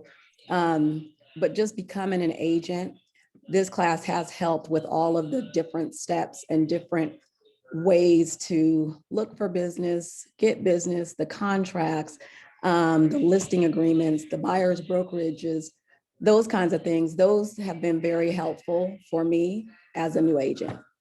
So it's been extremely helpful. Good. So you feel like you've learned a lot and you're better equipped. Yeah. Going forward than you were when you first started 4 weeks ago. Yeah. And Bob, I'll share. I'm also newly licensed. And everybody told me that, when you pass the test and you sign up with a company, you still don't know the first thing about selling or buying or helping anybody sell or buy real estate. And it was true. I guess most likely everything else you don't really learn until you everything I guess is usually hands-on once you get your license. And so I would say that this class has definitely taught me a lot, built some confidence in what I'm doing. And that comes with, knowledge. If you have the knowledge, it usually gives you confidence. So I have learned a lot since the beginning of the class, and I'm excited. And I'm glad I did Ignite when I first got my license. It seems like some people kind of do it later, but I'm glad it was one of the first things I did. Okay, thanks for that, Bridget.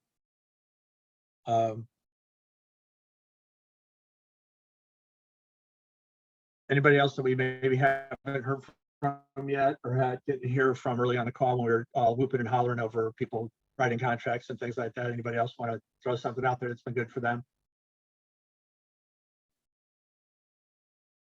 Don't make me call on you.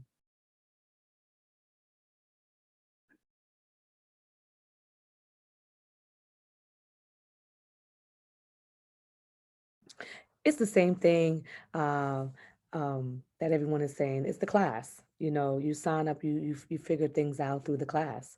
You're learning as you go. We're fairly new agents, and we're just taking on what we know, taking notes and all this good stuff and applying it. And just hoping for the best, that we are doing the right thing. So the class, I tell you, I think it's the best thing once you get licensed and you get signed on. You need to take this class so you know your next step. But that's not saying that you can't just go ahead and engage and try to go ahead and take on a client while you're in class. But it was the class for me. Yes. And I know in our market center here, some agents will take it again, a year or 2 or 3 in their business just to kind of brush up. I did hear that. Continue to refine skills. Yeah. And then there's always some new things out there that the instructors are saying, like this happened now in the field. I'm like, what's going on? Mm-hmm. Yeah. I mean, we never know everything. And part of being in this business is wanting to be constantly learning and constantly refining your skills and getting better. I'll share a quick story. I just learned, and instructors are horrible about doing this, so I promise the only time I'm going to do this. I was talking to my younger sister last week, and she's a real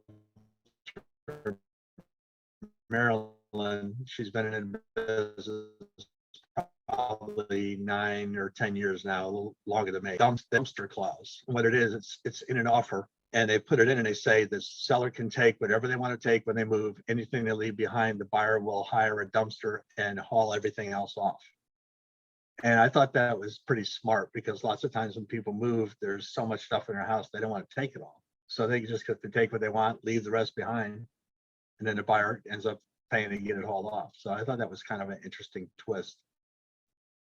I haven't used it yet, but I'm considering it for a future buyer if the situation's right. So, just there's always some new twist. That was pretty new to me.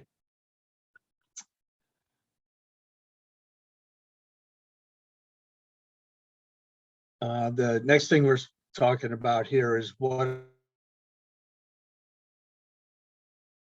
opportunities for improvement have you encountered?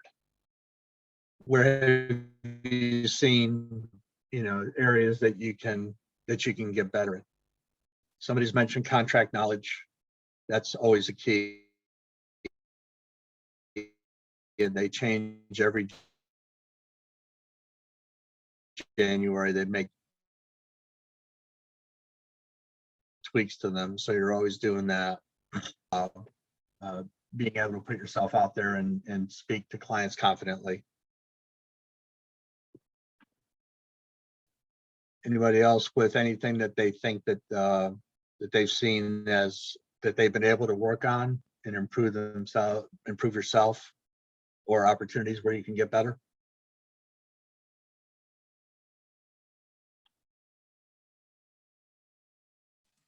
Definitely scripts for me. There's so many, and then when you actually read them, they make a lot of sense, especially for the things that come up. I agree. Scripts definitely will be for me. That is, I got to do some of that. Right. Yeah, I need to do that more for sure. And all that type of stuff. That is really important, because you don't want to be practicing your scripts in a live situation with a potential client. If you can practice them with an accountability partner, when it's not live, that's way better, because then when the situation comes up, the objection comes up, you know what to say, you know how to handle it, and how to redirect the person you're talking to in the direction that you want to go, get the conversation back on track and get it going toward appointment, whatever it is you're trying to achieve. So, and again,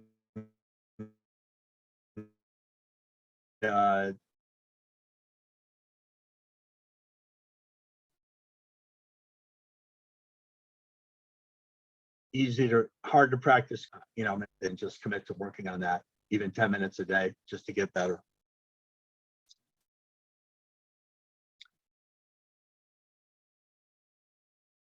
What kind of leads are people getting this group? Buyers, sellers, mostly buyers? We've heard from a few people already. Anybody else been able to generate any leads? I hosted an open house this weekend, and I bought one of those books from the FMLS store where it's like they register, like everybody who comes in registers, and they put down their email and phone number and all that. And I got quite a few from that. So I did a Facebook ad. It did So once pretty you well. had those, Crystal, what'd you do? Okay, thanks. Crystal, I was going to follow up with you on that book. So once you finished the open house and had those names and leads, then what'd you do after that? You're on mute. sorry about that. I just It's okay. waited a couple days, and then I texted them, it was so nice to meet you at the open house. Just this is Crystal, and letting them know that if they ever needed anybody to help win a house bid, that I knew some tips and tricks for helping them in the market and to navigate the market and stuff. And then I plan on reaching out to them in email again. So you've got a follow-up plan after that initial text. Continue to stay in touch, continue to reach out to them. Yeah. Okay. Yep, fortune's in a follow-up, right? I ran a Facebook ad and I got a good return on that. I ended up getting 18 leads in 10 days. Wow. So what did that look like, William? What, the ad? Yeah. But basically what I did, I asked a fellow agent if I could advertise their listing, and I made a landing page for the listing and then did a paid ad for 10 days for like $50 that when they clicked on it, it took them to a Facebook lead capture form and it took them to the landing page. So I ended up getting like, I think it was ended up being 18 in 10 days, and I followed up with them, and 2 of those are in the works. Yep, they're good leads, right? They're good leads. I like it. I'm liking the Facebook campaign, ad campaign. Yeah, for sure. And so those would be potential buyers. Yeah, to piggyback off of that, William, I've also been really emphasizing on the online presence. I think that's going to be the future. So just digging deep into building a website, you know, creating content, getting the social media, and leads are coming in that way. So I'm mainly focusing on listings. I tell myself I can only take on one buyer at a time right now. It's just too hard trying to, you know, shop around and fight on offers. So I'm really focusing on the sellers and mainly focusing online. It works. How long have you been doing that, Justin? For the online, previously, before I became an agent, I was doing real estate investing. So quite a while with Facebook ads, websites, and just social media posts. They seem to be working for me.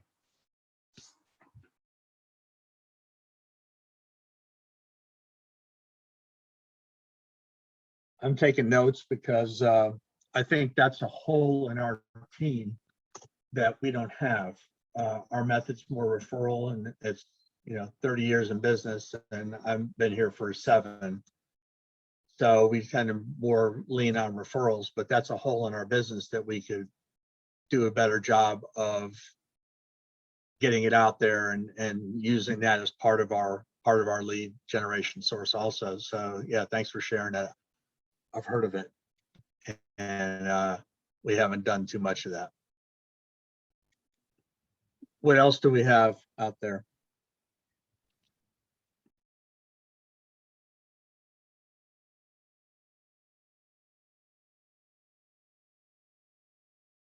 And I guess, Justin, I'll make one other comment too. Listings, the lead, and that's always the way you want to go for your business. When agents get into the business, usually it's working with buyers. That's the typical track. And then you move over toward listings as your knowledge increases and you start to go after that. With the current market, you guys know what's going on. As soon as something's listed, it's under contract in 2 days, 3 days, 5 days a week, multiple offers, all that. So, I mean, listings is for sure the way of the market right now, at least in this current environment. Our team last year was 2/3 buyers, 1/3 listings, mainly because of COVID and people didn't want people in their houses.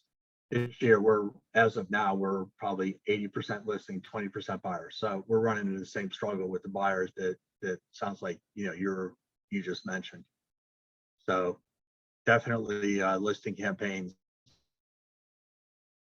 If you're a new agent, get on that and learn to do that as soon as you can, because that's where you're going to make your money the fastest right now, because there's no inventory, and you all know that. Anybody else have anything they want to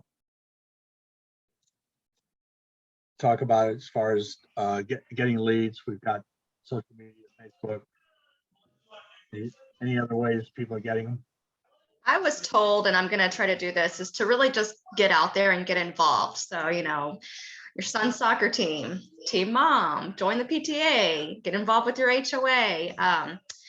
And I'm reaching out to friends on Facebook and social media that have their own businesses, and just getting more involved with them and sharing their page on my real estate page and promoting them in hopes that they'll do the same in return.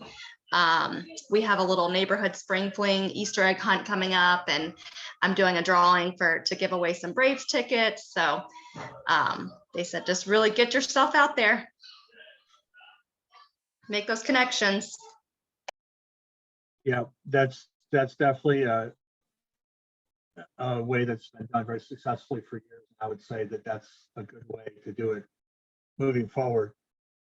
That's been the bulk of our business over the years, our organizations, networks, business owners.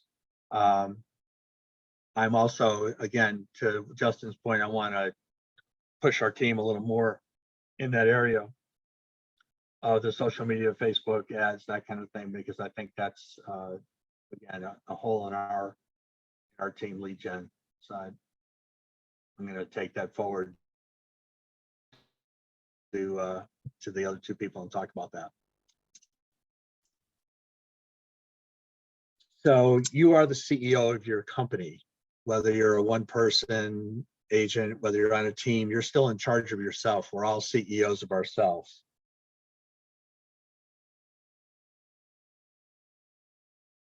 How would you rate yourself so far? 1 being improvement needed, 5 being excellent. Everybody can kind of hold up. I would say I'm like here in my career. Where are you between 1 and 5? 1 being on a low end, 5 being like you're doing everything perfect, you don't need help. 2. 1.5. Yeah. 1 for me. Yeah, there's always room for improvement. And so this is part of potential then, and bandwidth than we think we do, and we can accomplish a lot more than we think we can. And what's holding us back is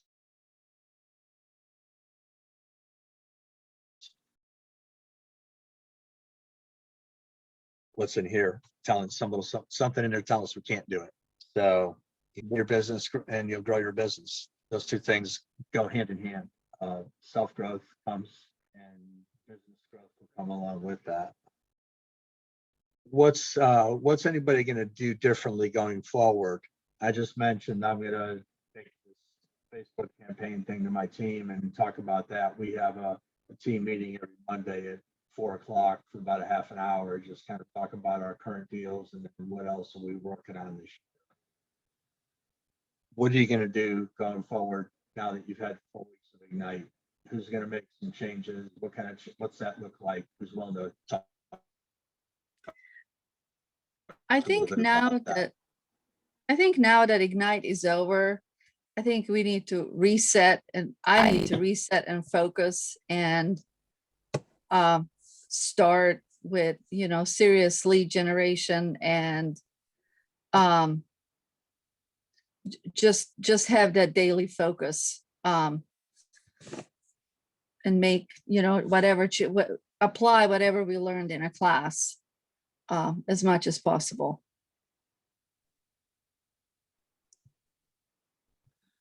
That's a good point, Sandra. There's an old saying that education without implementation is just entertainment. So you've learned a lot. Now the trick is to implement it and put it to work every day.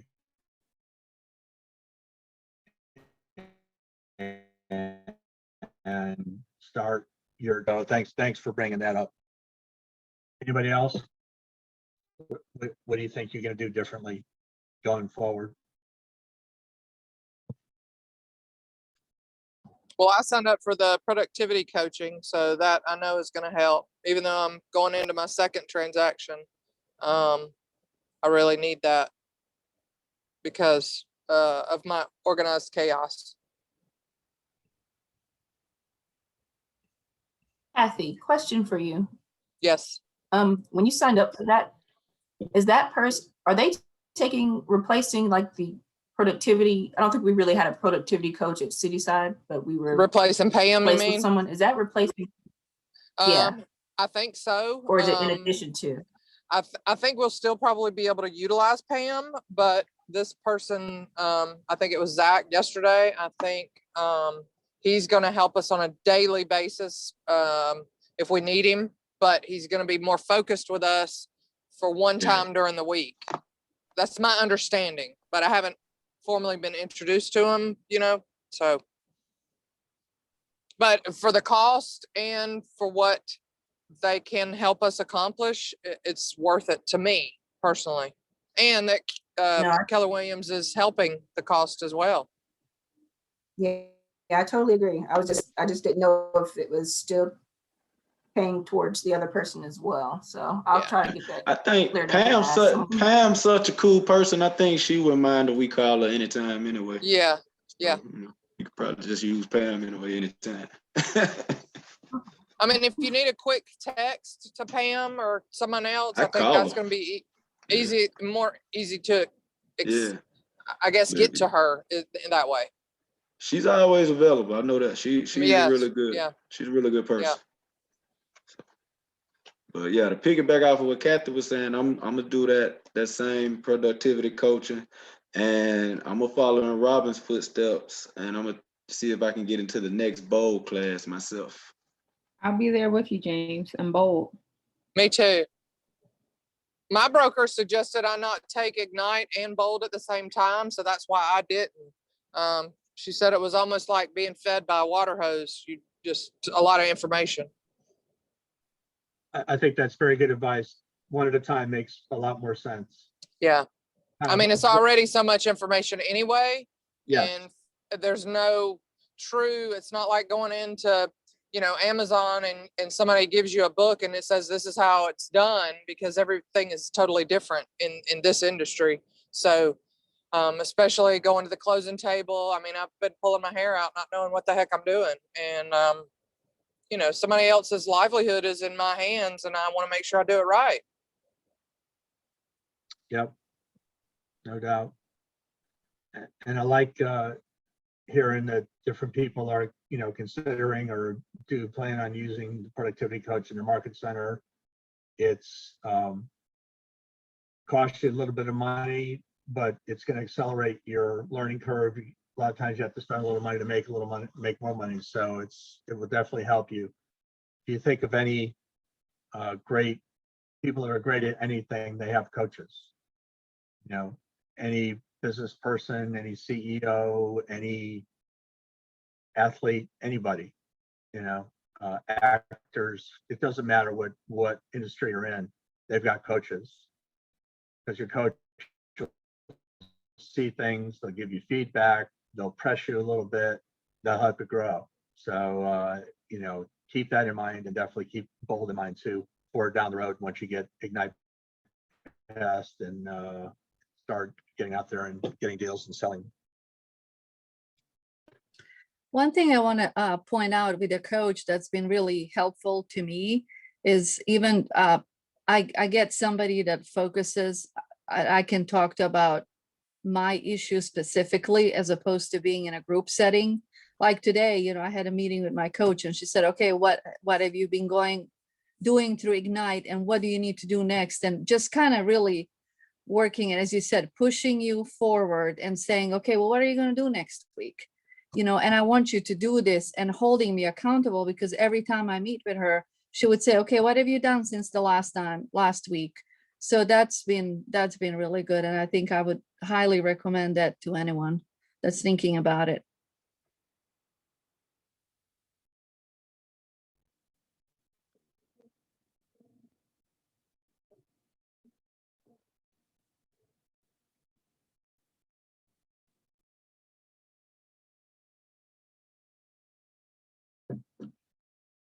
So with the hard work that you put in, you know, whether it's on your own, whether it's through the help of a coach, when you have a success,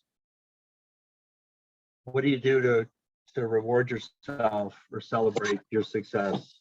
Does anybody have anything that they that they do when something like that happens, when you have, you know, success in your business?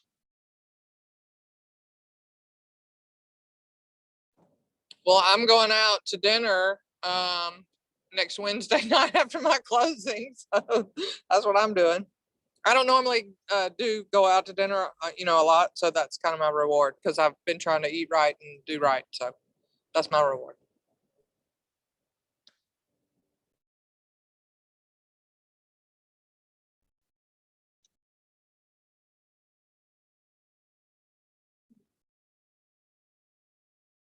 I think the biggest thing for me is to figure out how my day is going to look. And I'm thinking about that right now.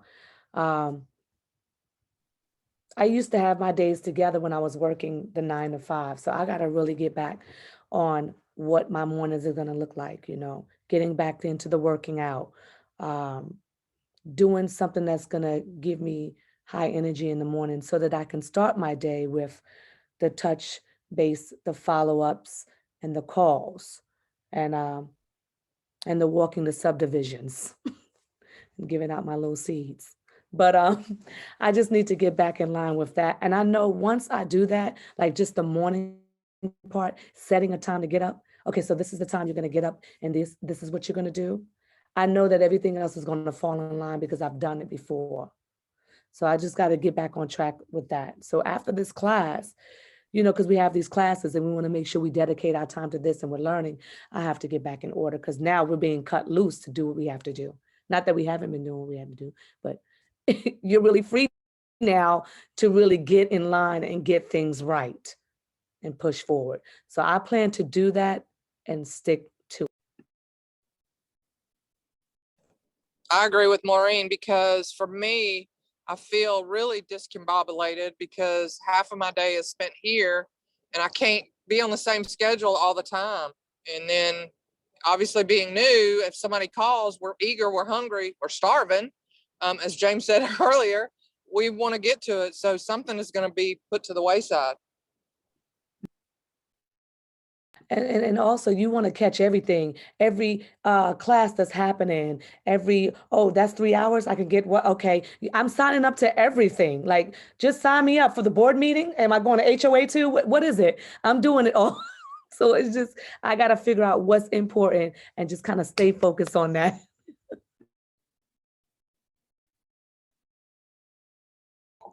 I know I need to focus. Oh, sorry, Mo. I need to focus on how I'm going to generate more leads because coming into my team, I had to have a database of 150 people to qualify. And I had to dig for those people, friends, family, old coworkers. And I've gone through that list and have 72 people in my database, which I feel is okay right now. But now I'm like, okay, now where am I going to get these other leads from? I have to figure out, you know, new directions to go.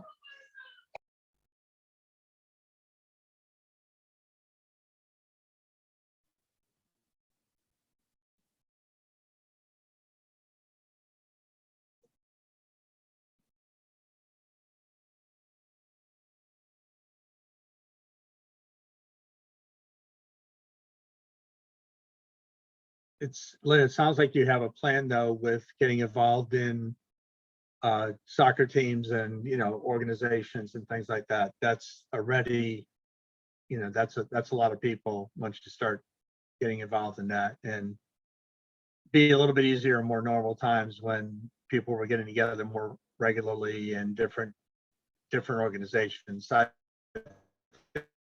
think we're coming out on the other side of that. So hopefully as we get into the summer opportunities, face to face, person to person, standing on the sideline at a game or something.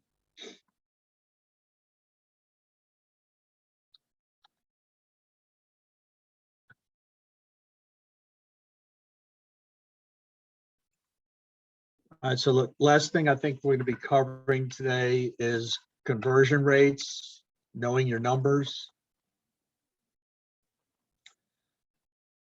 So everybody mentioned they've got different methods of tracking, whether it's Command or Excel, however you're doing it. So the numbers will tell your story as far as, you know, how many calls you've made, how many of those have converted to appointments, how many of those appointments to agreements, and then contracts, and then closings, and then commissions. So it's that funnel. And you've got to know your conversion rate so you can shorten it. In other words, the number of connections you're making, it might take you 10, 15, 20, 30, 40 appointments or connections to get to one appointment. So keeping track of that will tell you how well you're doing, and if you're moving the right direction. In other words, if it takes less contacts to get to an appointment than when you first started, because you're getting better at scripts, you're getting better at the dialogue, you're getting better at leading people to the place where you will be able to have an appointment with them, and then hopefully make them a client and then turn them into a closing. I'm on page 23 in your manual if you're following along. There's a chart there, table showing week 1, 2, 3, and 4. And then the columns are connections, appointments, your conversion rate, which is your appointments divided by your connections, and then a percentage. So an example in the book, 44 connections, no appointments, you're at 0. Week 2, 29 connections, still no appointments, you're still at 0. Week 3, 36 connections, 1 appointment, you're at almost 3%. The next week, 49 connections, 2 appointments, now you're at 4%. So this is another thing to do, and you've got a million things to do. That said, this will help you see if you're making progress or not, and if you're getting your conversion rate percentage to go up. Because the more that goes up, then the more opportunities you have to pick up clients, to actually get contracts, you know, get properties under contract and make some money. Has anybody been doing this, looking at conversion?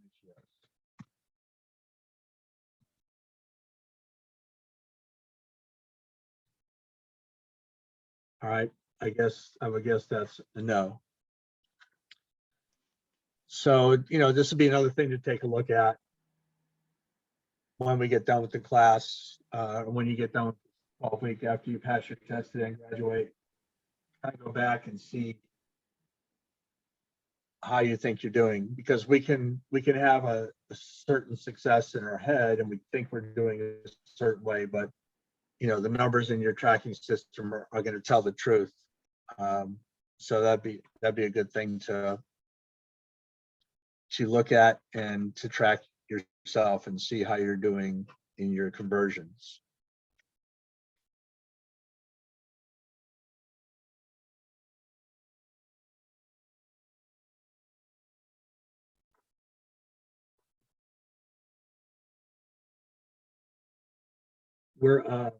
We're winding up a little bit early, and I know we're supposed to settle for the last part of this is your commitment to action and what you're going to do. I'm on page 26 now, and there's a whole list of commitments there, to doing your daily 10-4, to practicing your scripts every day, to holding open houses every week, to putting people in your database and keeping up with them on touch campaigns and following up with a phone call every quarter. It's a commitment to go on a certain number of appointments a week. You get to pick that. Pre-qualifying buyers, getting signed buyer representation agreements, pre-qualifying sellers, pre-listing packets, pricing the listing. Hey, Bob. Yes. Can you go over the pre-qualifying sellers with a pre-listing packet? Okay, so Unfortunately, you're asking the wrong guy. I'm the buyer agent guy, and Or who I need to talk to about it, because I have a couple of buyers right now, but I guess I'm waiting on one pre-qualifying letter to come back. So are you talking about pre-qualifying your buyers or pre-qualifying listings? Not listings, buyers. Buyers. Just talking Okay. about listings. I don't have any listings. Yeah, okay. So, all right. So you want to know, ask me the question again about buyers, getting them pre-qualified? Yes. All right, so that, and actually in this today's market, you really want to get them pre-approved with their mortgage lender. Your market center probably has preferred mortgage lenders in there. I don't know if you've met any of them yet. I have. It's Okay, Supreme good. Lending. Yeah. Yeah. So you'll want to get them connected with the lender and let the lender talk to them and gather the information from them so they can get pre-qualified as the first step. That's just a quick phone call. What's your job? How much do you make? They pull a credit score and they say, based on your income, we could qualify you for this. Pre-approval is much more in depth, where they actually upload a bunch of documents to the lender. It could be tax returns, it could be, W-2s, whatever the lender wants. I don't really get involved in that, so I don't know what the lender requires. That's their job. But the lender gets enough information on them that they can pre-approve them for a certain dollar amount to buy. So in this market, that's certainly the preferred. And we're going to turn in our pre-approval with our offer. Is that right? Approval versus pre-qualification, because that means, yes. So when you go to write an offer, you do the offer exhibit if it's a single family home. And then the letter from the lender goes in along with that to support the finance exhibit and support the offer. Okay. Because any listing agent's going to want to know for sure that, the person that's offering out a home can afford to buy it. Right. Yeah. If you don't have that letter, then it's, then they won't even consider it. Okay. All right. Thank you. Sure.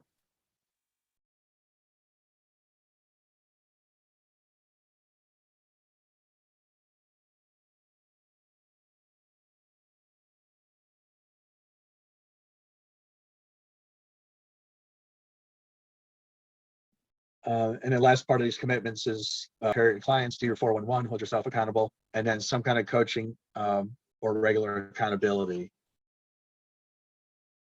So that's really what they're kind of trying to get you to do. I'm going to kind of throw it open just to some either conversation amongst yourselves or questions for me while we have this time together to learn from each other. So why don't we talk about what are people struggling with right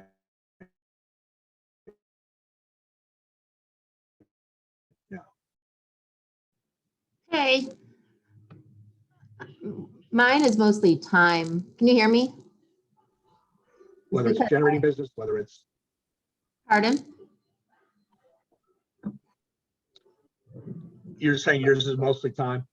Yeah, I actually got my license, started to last March when COVID hit. So my kids have been out of school on and off for almost a year. So having that regular morning period is very difficult right now. Till one's running around in circles over here. So that's been my hardest thing to overcome, but hopefully summer and fall will be better and schedules will be back to normal.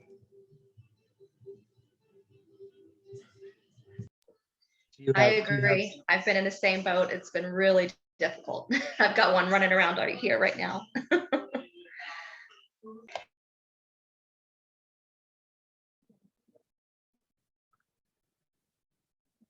So how have you been managing that? Or has it been managing you? Yeah, the schedules are they change all the time. We're in Cobb County, so I don't know. But I just look forward to hopefully more of a regular schedule where at least I could plan Monday, Tuesday, Thursday, Friday or something like that. But homeschooling and then just getting this, it's been a challenge. So, but I Yeah. did the night before, so I'm just making up this class because half was on Zoom because everything got shut down literally while I was doing it. So it's been nice, a refresher. Like I went through the whole book last night again and kind of got me excited again about everything. So.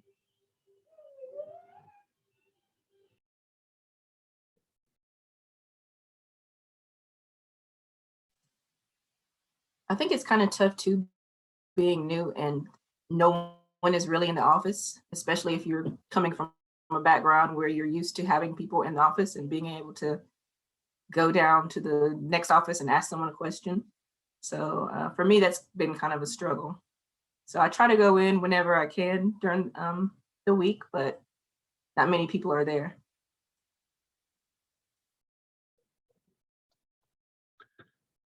Yeah, I hear that, Kara. That's been a very obvious issue with the current last 12 months that we've been in. That's where a lot of the learning happens, is picking people's brains and asking questions when you're in the same space. And I'm with you and Rachel both. I'm hoping that we're getting to a point in time here where we're going to be around each other a lot more, and we're going to be in the office a lot, in and out of the office a lot, and there's an energy there too that you pick up on when you're there that can carry you sometimes too, and kind of give you some momentum. So that's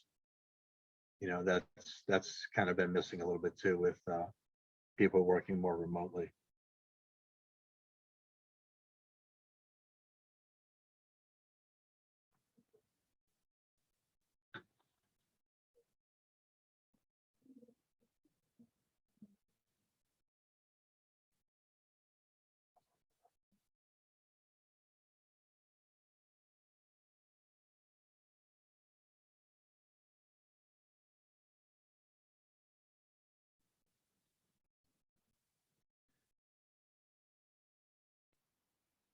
There are a bunch of scripts at the back of this, and I know we're not going to do script practice here on Zoom. Take a look at. Hey, Bob, we Yes. have done script practice on Zoom. It's just, We have. yeah, two people. That's right. You mentioned it earlier. All right. Well, so here we are. Sorry, I'm, your moment. Forgot about that. I wondered if you knew a few things that are going to be on the test. If we could review maybe a few things that you might think might be on the test after this. So I've not seen it. I don't have a clue. We are taking the test after class today, Sierra. I saw you just asked that question. But So Stacy sent an Stacy email. actually emailed us. Stacy emailed us what would be on the test, Crystal. Oh, okay. I'll Check your check email. for it. So if we have done some scripts before on Zoom, there's 3 pages of them on 29, 30, 31. How do we do this? 2 of you go back and forth while the rest of us listen. What do we do? Yeah. Okay.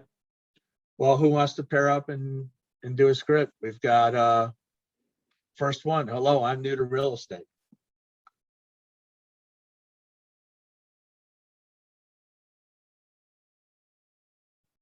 How do you overcome that? You're new. And there's a script here for that. You said you're on page 30? I'm on page 29. Oh, 29. There's a script off. Yeah. So we have scripts on 29, 30, and 31. So there's 3 pages worth. Oh, they're blank. You have to put in the Oh, so these are just prompts, and that's what we're trying. The ultimate outcome is getting someone to trust us as a new agent or download the app. Yep. pretty much, so that first one, hello, I'm new to real estate. You know, you're calling somebody, you want to let them know you become a realtor, and then you've got, you know, people always say, well, what do you have? You have Keller Williams behind you. You can go to any agent office, they can help you with a deal.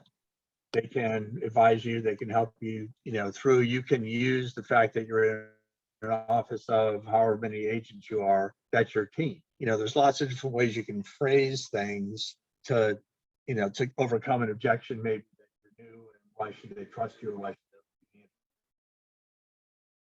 So I think that's the purpose of that first one.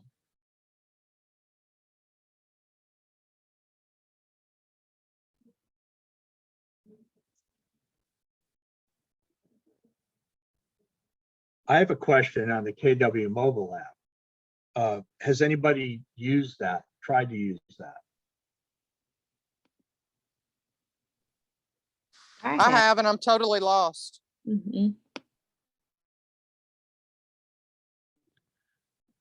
Because I think that they are still kind of working on that, like they're working on command. I've heard it's been launched. I've tried to sign into it.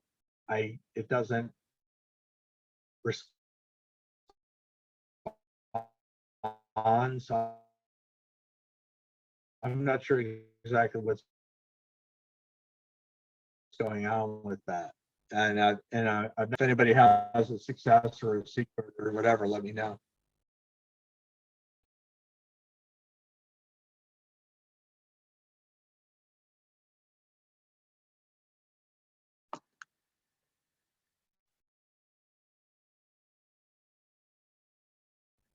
So if we have done script practice on here before, does anybody want to jump in and do one of these?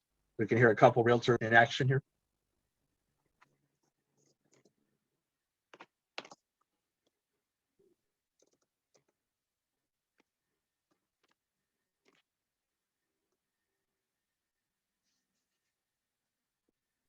So normally the scripts that we have, they aren't just prompts, they're like total complete scripts that we read. So that Oh, makes gotcha, it gotcha. harder to read Okay, for the okay. silent. All right. Having not been in the rest of your classes, yeah, I'm not aware of that, so.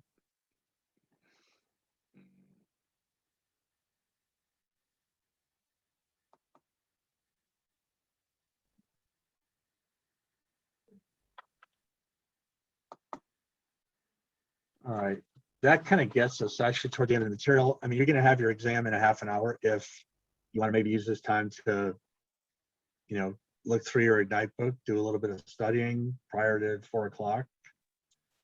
Or if you have any questions for me at this point, have it open up for that. I have a question, Bob. Is it asking us to get someone to download the mobile app for themselves? So yeah, what it is, it's Keller Williams has a mobile app, and we're supposed to be able to text it to them, and they can just open it.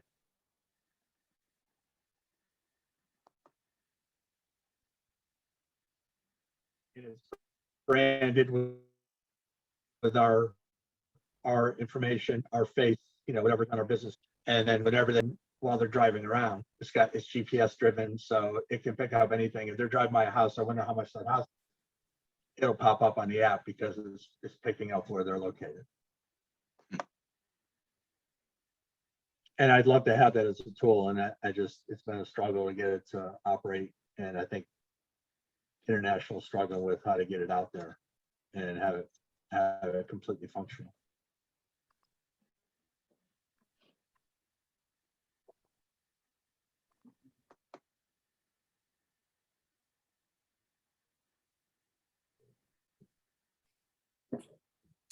I have a quick question that's happening like to me personally right now with a client, and if you could help, that'd be great.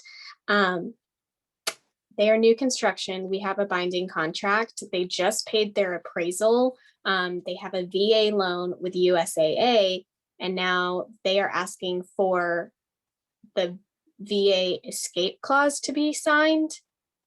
Because the new construction wrote up the contract, the escape clause wasn't included. We are binding. can that be added later? And how do I do that? Or is it not able to happen now? I think that would be a great question for your broker. I would Okay. like to think that it could be added, but sometimes builder contracts are what they are. Yeah. And they may not allow any deviation off the builder, and it changes builder to builder to builder too. So I'd get on the horn with you. I'd call your broker, email your broker, and just ask that question, and they can advise you on how to proceed on that and see if you can get that added. Okay, thank you. Mhm.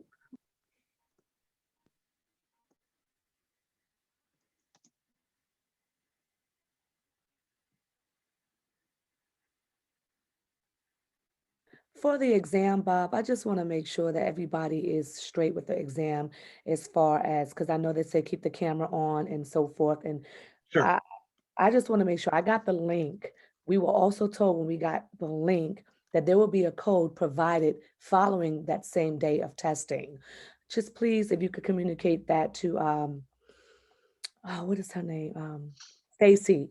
So that way we know what we're doing when you leave us, because I don't want to not be accounted for this test or because of a Right. standing. Stacy, right. Stacy really just emailed me. She said that she is going to be given the test code out verbally once the end of class comes. Okay. Is she gonna be Because giving I all- didn't get the test link, so I had to reach out to her in order to get the link. And that's what she said in the email. She's gonna be given the code out verbally once class ends. All right. So has everybody found their test link in their email? You all got that? Yeah. If anybody's missing it, put it in the chat box and Lori can pick it up and make sure you get it. Louise, are you saying you have not gotten the link? I had to ask her to send me one. I didn't get one previously like everyone else did. Okay. All right. So Lori, Louise doesn't have the link either. I don't have the link either. Sorry. I never Okay. received it. Sarah and Louise? I just added it to the chat. Okay. Yeah. Thanks, Akira. I see that.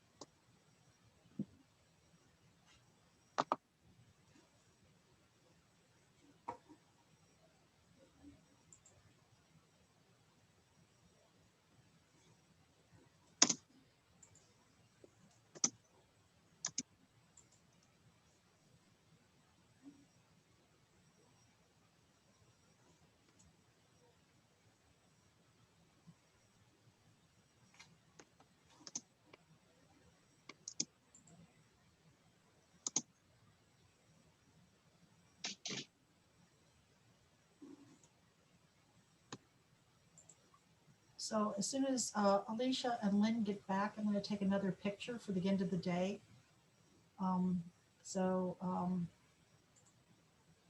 That way I'll have all of you. Is Alicia back? No. Just waiting for Lynn. There she is. There's Alicia. All right, I'm going to take another photo if you guys don't mind.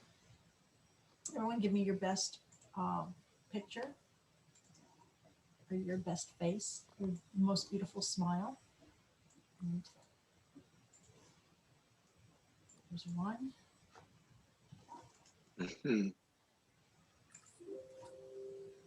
then now, just one more.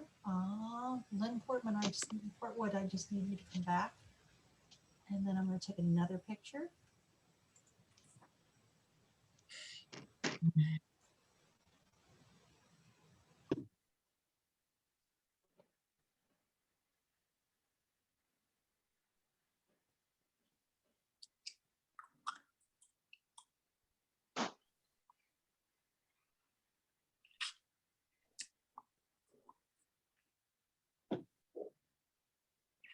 You all set, Lori? Yeah. You need Lynn, right? Yeah, she's the only one left that I need. To Okay. take.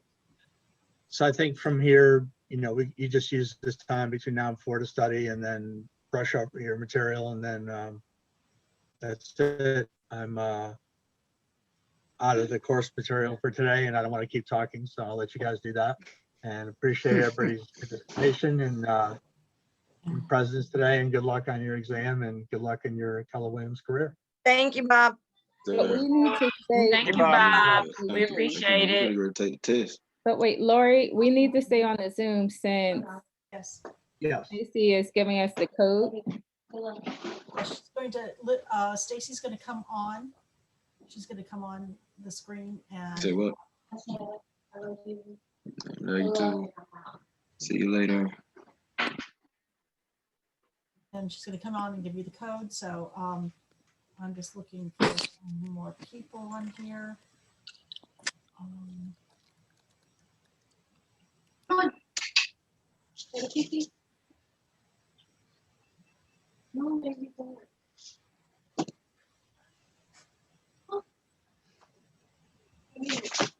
have to say, Justin has a beautiful baby.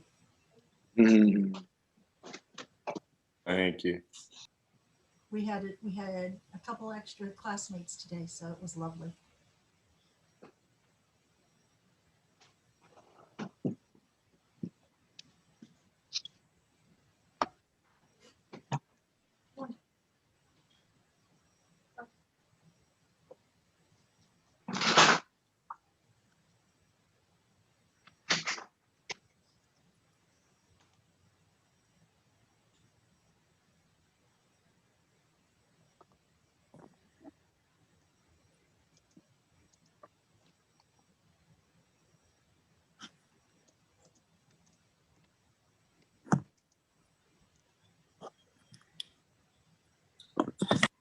Hey, Laurie. Can you hear me? Yes. I have a question about missing classes. I had 3 classes that I missed. So in order to make those up, I'm supposed to do that in the next session. Is that right? The next class is offered? Yes. Make sure you tell the person your what office are you with? Douglasville, City side. City side. Okay. So make sure you tell the office there that you've missed 3 and that you need to, so you will need to make up 1 class. Okay. And I've already done the work for them. I just needed to do it according to what they require. I didn't want to get behind, so I went ahead and did the reading and everything. all you have to do is log into the next class. Okay. And, tell them that you're making that class up so that they will, when they're putting all this information into for all of you to get credit, they will stipulate that you will be making up 1 class. And so Okay. once you make up that class, you will get all of your credits.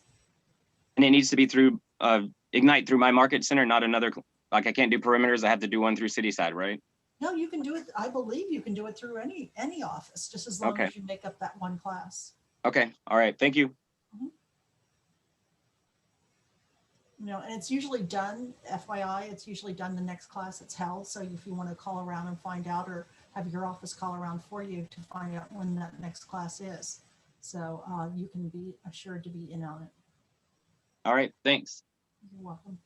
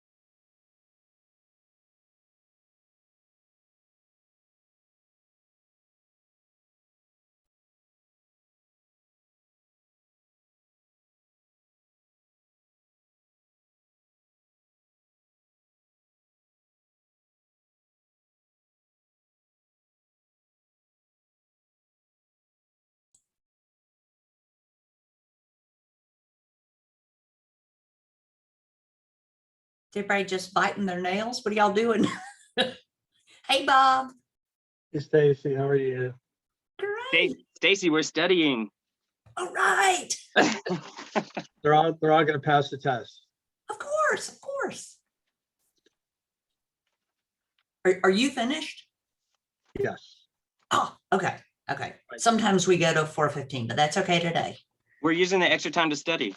Okay, okay.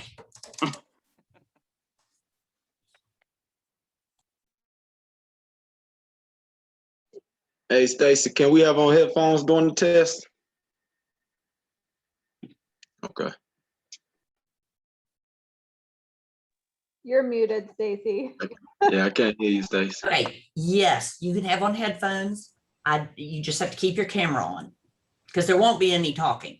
And when you finish, you just, sign out. You don't have to tell me. Do we have to have our microphone on too? No. And how long do we have, Stacy? 50 minutes. Okay. Which will be more than enough. Una momento.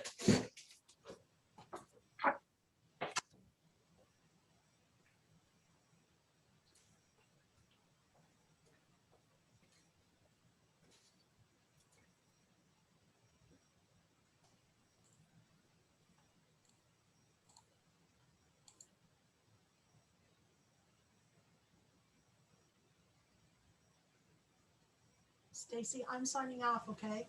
Okay, Lori. Okay. I wish you all the best. I know you're all going to do fantastic, and it was great spending this time with you. Thank you. Bye. Thank you. Thanks, Lori.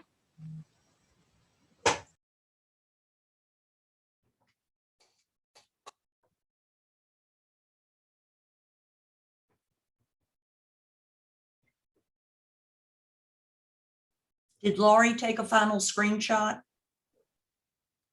I know she got one. I don't know if she got both. Yeah, she did the last one, Stacy. Okay, thanks, April.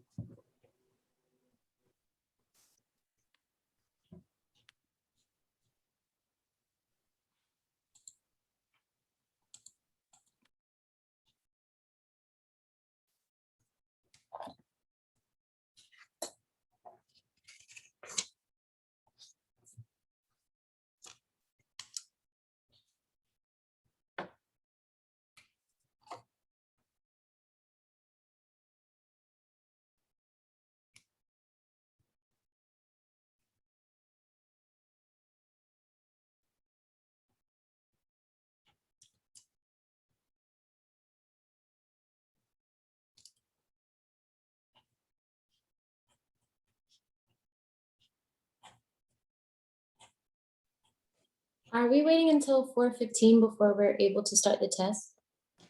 I could start it earlier. I just, is there anybody that's not ready to get on with it? Don't be shy. Looks like y'all want to get up. Oh, is the cat taking the test? I need Love the it. link, please, Stacy. Can that be emailed to me? That would be so great. I know it's in here, but I'm not able to email it out. Wait, could what be emailed to you? The link for the test. I never received it. Really? No. Okay.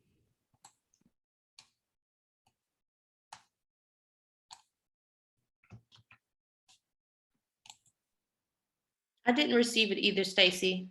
But as long as it's not specific, right? They put it in the chat. So as long as I can use that, oh, perfect. Perfect, perfect. You see that, Sierra? Yeah, I'm having trouble getting it out of the chat. Like I've tried emailing, like when I'm emailing it to myself, saying the page or test you're looking for was not found. So that's why I was trying to get an email, but I'll keep playing with it. Sierra, you can just click in the link or you can copy and paste it into a browser. Yeah, I'm on a different computer. Don't worry about it, y'all. I'll figure it out. Thank you. Okay. Y'all ready for me to give you the code? Woo, shaking heads. All right. I'm going to type it and say it. It is 3M3K1.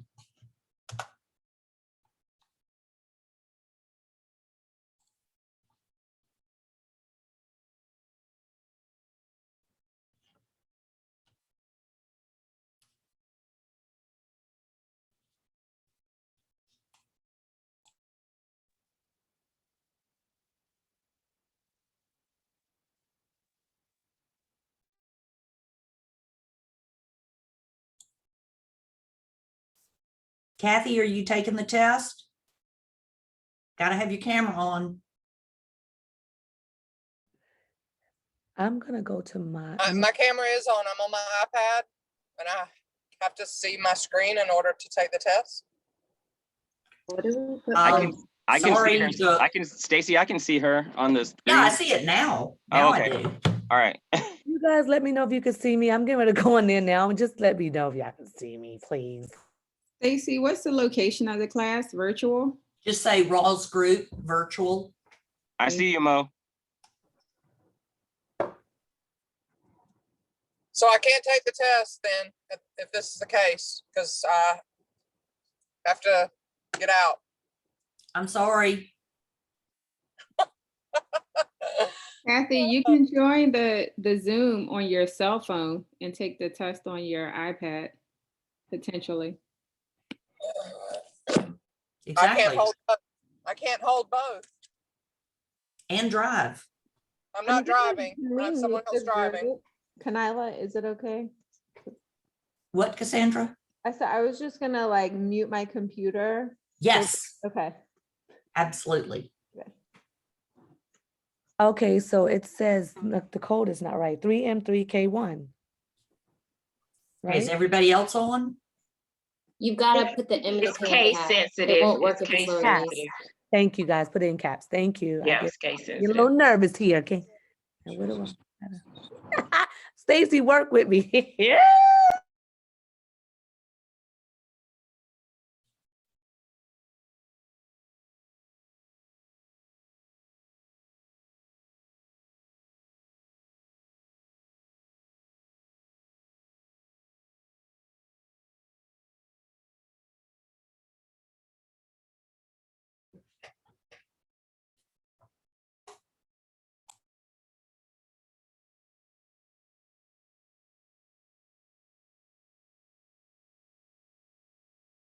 It is not working for me.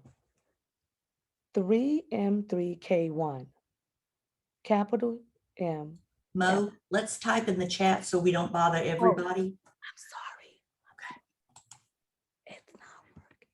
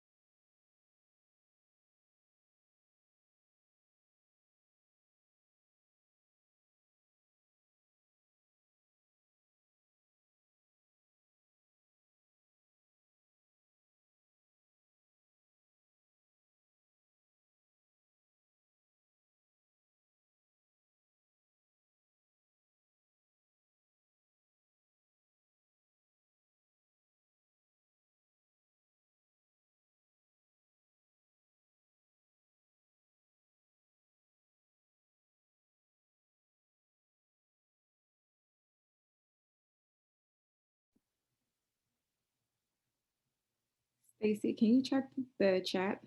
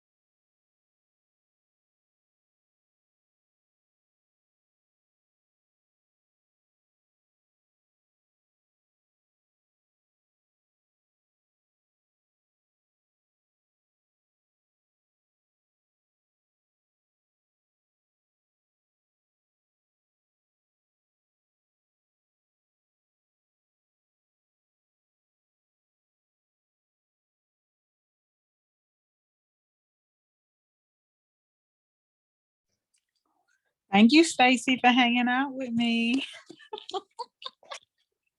I'm done. I think you on mute. I'm sorry. So did you see my note in the chat that I'll get the results sometime tonight and I'll add them to the sheet, and then you're at Peachtree Road, right? That's correct. Right. And so Katie will have them for you, I said by mid-morning tomorrow. Okay. That's fine. Thank you. I appreciate your help. No problem, hun. Thank Which you. office are you with, Stacy? Atlanta Perimeter, which is Dunwoody. Oh, okay. Okay. Yeah. Okay. Not too All far right. Well, away. thank you. You've been so helpful. Oh, that's what I like to do. Thank you. I appreciate Okay. Best of luck in your Thank you. career. Okay. Thank you. Have a good one.